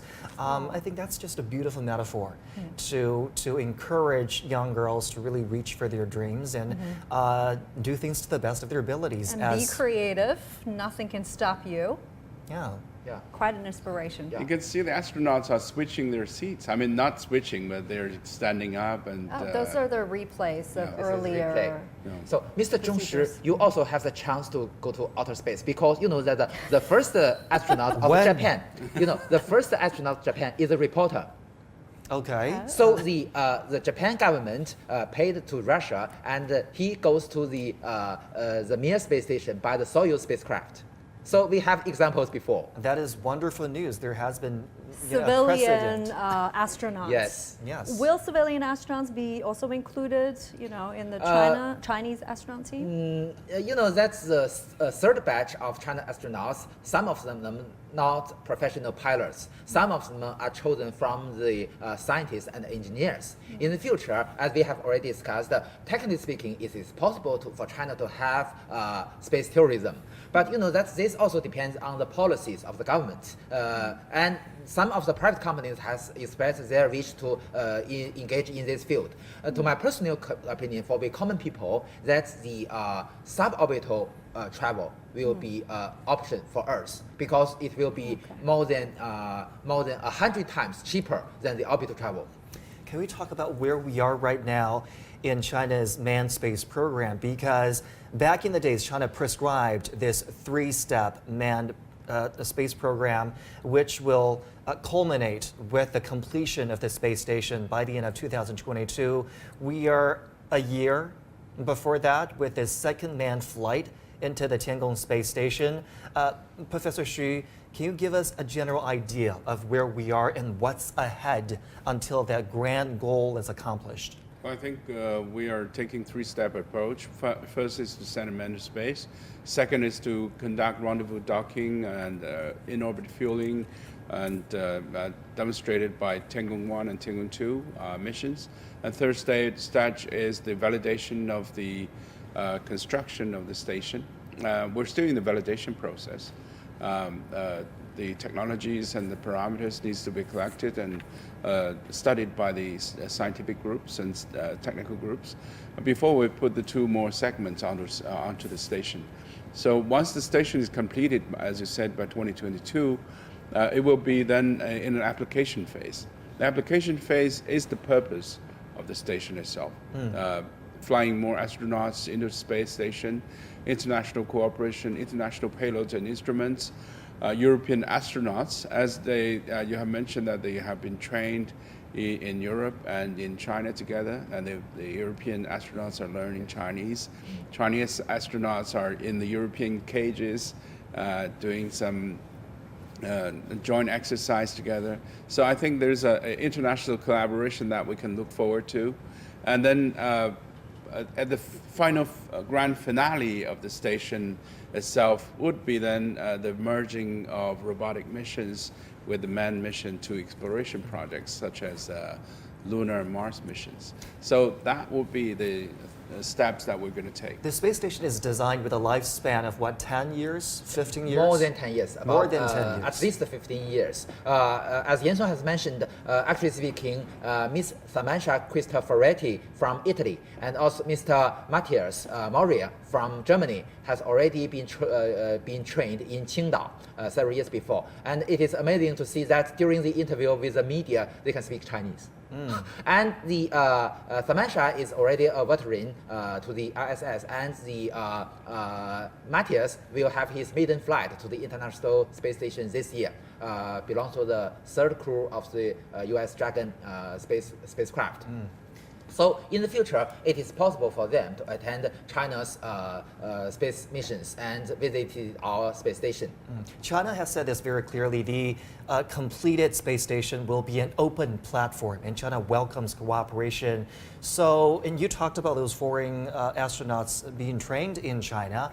So are we looking at quite soon after the space station hits application stage, the joint flights involving both Chinese and foreign astronauts? Yes, but this usually, I believe this will happen after the construction of the station. I mean, after 2022.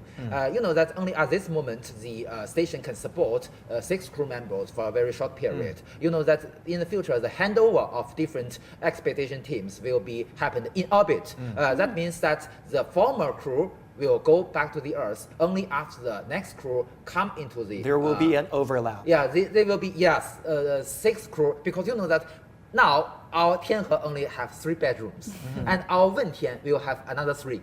So in the future, after the T-shaped station is constructed, it is possible for them to deliver their task in orbit.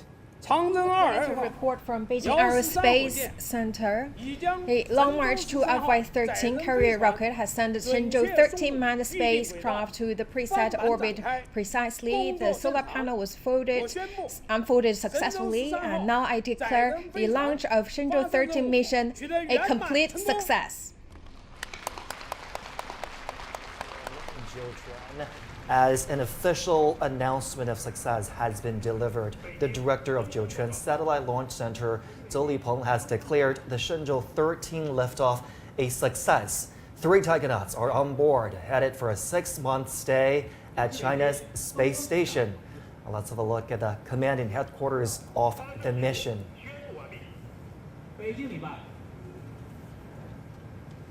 Oh, there you see the officials getting up. They're about to shake hands with all the engineers, scientists. There you see the Vice Premier Han Zheng there, leading a team of officials, congratulating the engineers, scientists who made this mission possible. That's right, Chinese Vice Premier Han Zheng and the Vice Chairman of China's Central Military Commission, Xu Qiliang. They were at the Beijing Control Center. They're shaking hands with engineers, ground staff. They've commended scientists and other personnel on their work. As Chuan mentioned, Vice Premier Han Zheng was also present at the last manned mission, at the launch of the last manned mission. So after watching the whole launch, how do you feel? Now it's official, it's a successful launch. I think once the astronauts are in space, we have what we call man in space. I mean, there we are.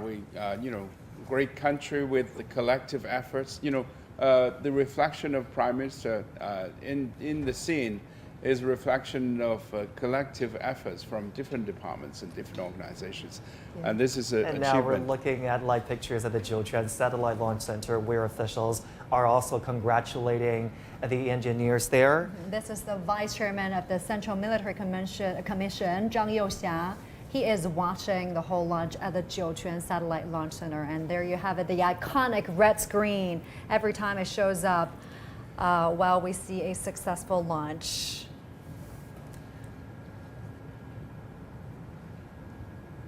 And I know there have been a lot of similarities between the last manned flight, which all three of you were here, and this flight.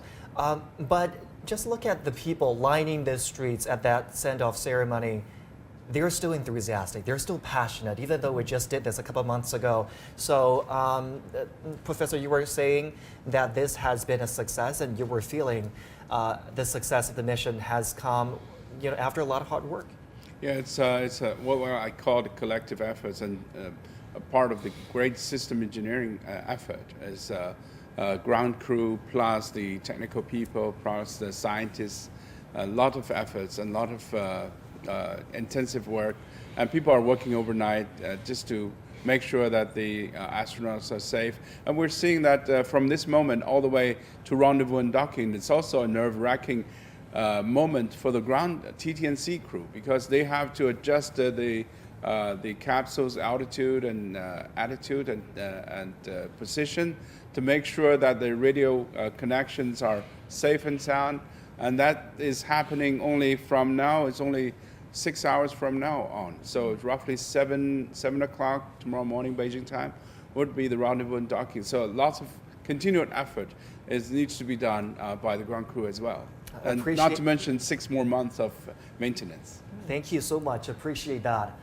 We are now joined via Skype by Yi So-yeon, South Korean scientist and astronaut. She is also the first South Korean citizen to go to space. A pleasure to have you on the program. As the first South Korean to fly to space, especially as a female, what do you have to share with us today on this occasion? Hello, yeah, so nice to meet you. And I'm so happy that my friend Yaping fly again to the station, because 2 years ago, she told me she's preparing for going to the new space station with the more scientific experiment. And then we had a lot common, because I also had a first Korean science class in space station and then share with all the Korean kids, and then Yaping also do that. And then we were in the same panel. So I'm so happy that she made her goals happen.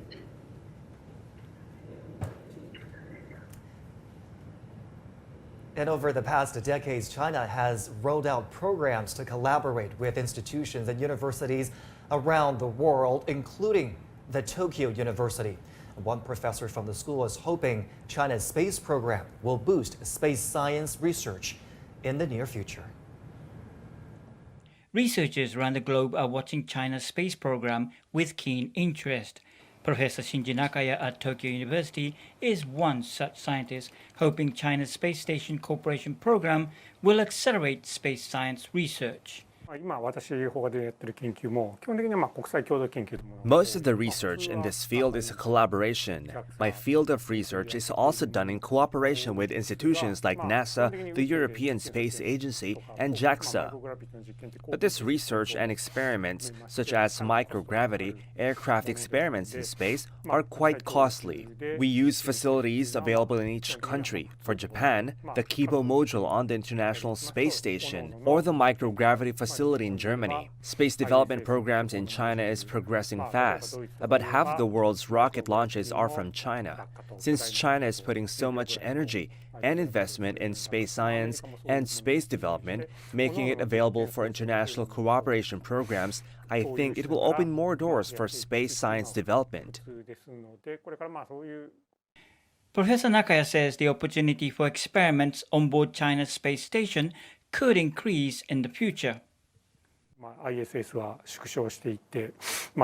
think in the future, projects like the ISS could gradually shrink, and what we have now in orbit may be scaled down from what we have now. Projects like the Artemis will be smaller than the ISS, and if you want to travel far into space, considering the costs, the size and weight, it will get smaller. We may also see a decrease in experiments on the ISS in the lower Earth orbit, which means there is a chance that we rely on China's international cooperation program for future large-scale experiments. Space exploration is a costly and time-consuming project which requires ample funding. Many countries are struggling to secure a budget to continue research. China's ambitious investment in these space programs is a source of envy. この今その共同研究とかやってるのは基礎研究ですね。 Much of the joint research is fundamental research, and I think China is investing a considerable amount in fundamental research, including research in orbit. I'm afraid we're seeing a decrease in the budget for this research in Japan, so having a considerable budget invested in these programs is quite enviable. Tokyo University is working closely with China's Tsinghua University in microgravity combustion and flame instabilities affected by vortices and acoustic waves. Professor Nakaya hopes that this research bears fruit with international research cooperation. Terence Tereshima, CGTN, Tokyo. And let me now bring back my guest, Ms. Lee So-yeon. Great to have you back with us. Earlier, we were discussing with our guest about your experience there in space. You endured 13G during one mission, and that was incredible. I mean, you've been trained and studied in several countries. What do you think about the significance of international cooperation in space exploration? Oh, thank you for the question. Actually, thanks to being an astronaut, I could have a lot of opportunity to work with all different kinds of country. And then also that's because I could meet Yaping and other astronaut, for example, Yang Liwei. And I think space is open to everywhere, every Earth and in every part of the Earth. So it should be kind of fair to work all together, every single country. Of course, right now, we had a lot of diplomatic problem and a political problem, but above all those kind of issues, I believe if we all collaborate each other for the future generation and younger people, and they will make a peaceful space and Earth, and then we will synergize each other for the much more innovative ideas and space science, I believe. Thank you very much for sharing your perspective with us, Ms. Lee So-yeon there. She's a trooper. She is an aspiration. And, you know, I was going to say international cooperation obviously is so important. And this is such a small circle of astronauts. It seems that everybody knows everybody. Professor Yan, how important do you think is this communication between astronauts from different countries? What possibly can they learn from each other? Because they are trained under different systems, different cultures, with different perspectives, different objectives. So when they communicate, what do they get out of this friendship, this communication with others? Actually speaking, almost all the astronauts have a saying that in outer space you cannot see the borders between different countries. You can only see the shape of continents and islands. So that's very amazing. That and especially for those Apollo astronauts, they always think that they can see the Earth from the moon, and they think that the Earth is a fragile object. So we must protect the Earth. We must protect the humankind. And I think, as you have mentioned, the communication between the astronauts from different countries can promote not only the friendship, but also get common recognition of the environment of the Earth and the future, the development of our humankind. And also, this is a very special meaning for all of us. And the communication, you know, they are also very enthusiastic, of almost all the astronauts, very enthusiastic on the outreach, on the popularization of science. So this is also a very valuable resources for all countries. That is so beautiful. You can't see borders from up there in this space. They're like a big family there. That's amazing. But let me now bring in Dr. Amitabh Ghosh to talk us through what goes into a project like this. Dr. Ghosh has been involved with NASA's Mars Exploration Rover program since 1997. Doctor, if you can hear me, thank you so much for joining us, first of all. Now, international cooperation is often emphasized in space exploration, but how does this work in practice? Doctor, let me try again. If you can hear me, talk to us about how do you understand the international cooperation in space programs these days between countries? Are you talking to me? Yes, Dr. Ghosh, please go ahead. Yeah, absolutely. I was not aware I was online. Yes, so international cooperation is a very big deal, I think. It brings a lot of multiple things to the table. One is, specific countries have specific expertises in niche fields, and you can get those expertises on your experiment. Then, of course, it helps with the defraying the total cost of the mission. Then, thirdly, is I have been part of many international teams. You can learn from each other because the way people do science is different across cultures. And so there is so much to learn from how another country or another person approaches a problem and tackles a problem. And this is not really discussed that much, but I have found that also adds a huge amount of value to the scientific question being addressed. Dr. Ghosh, given your wealth of expertise and experience, can you also share with us how the field has grown since the earliest missions you've worked on? For example, with the retirement of the International Space Station, do individual countries now realize that it's a better deal to cooperate? Have their attitudes towards international cooperation also evolved with time? So I think space is just one of the many things multiple countries deal with in a relationship. So I think higher powers do decide where to engage and where not to engage. And this is a game of geopolitics at that moment.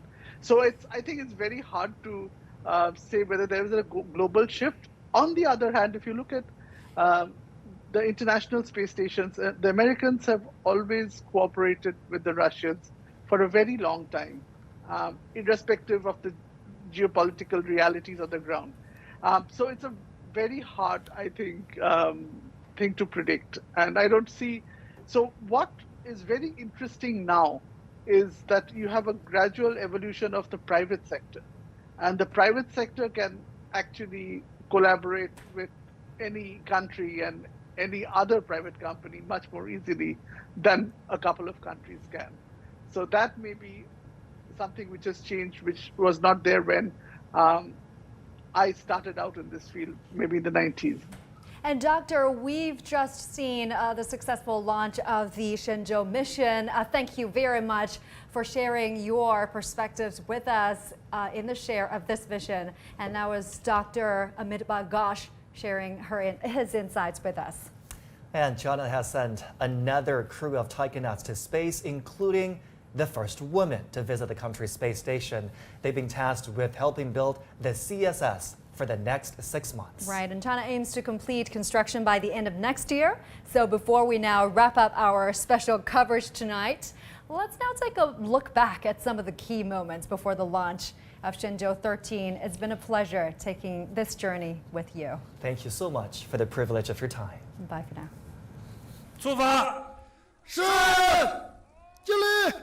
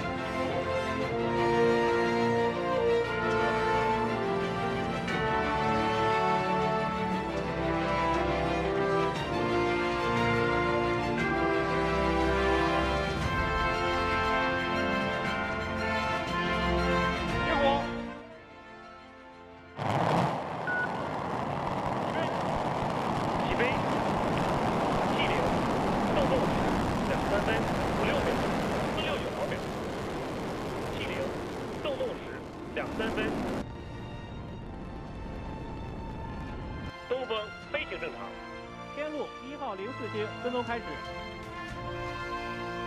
神舟13号载人飞船发射任务取得圆满成功。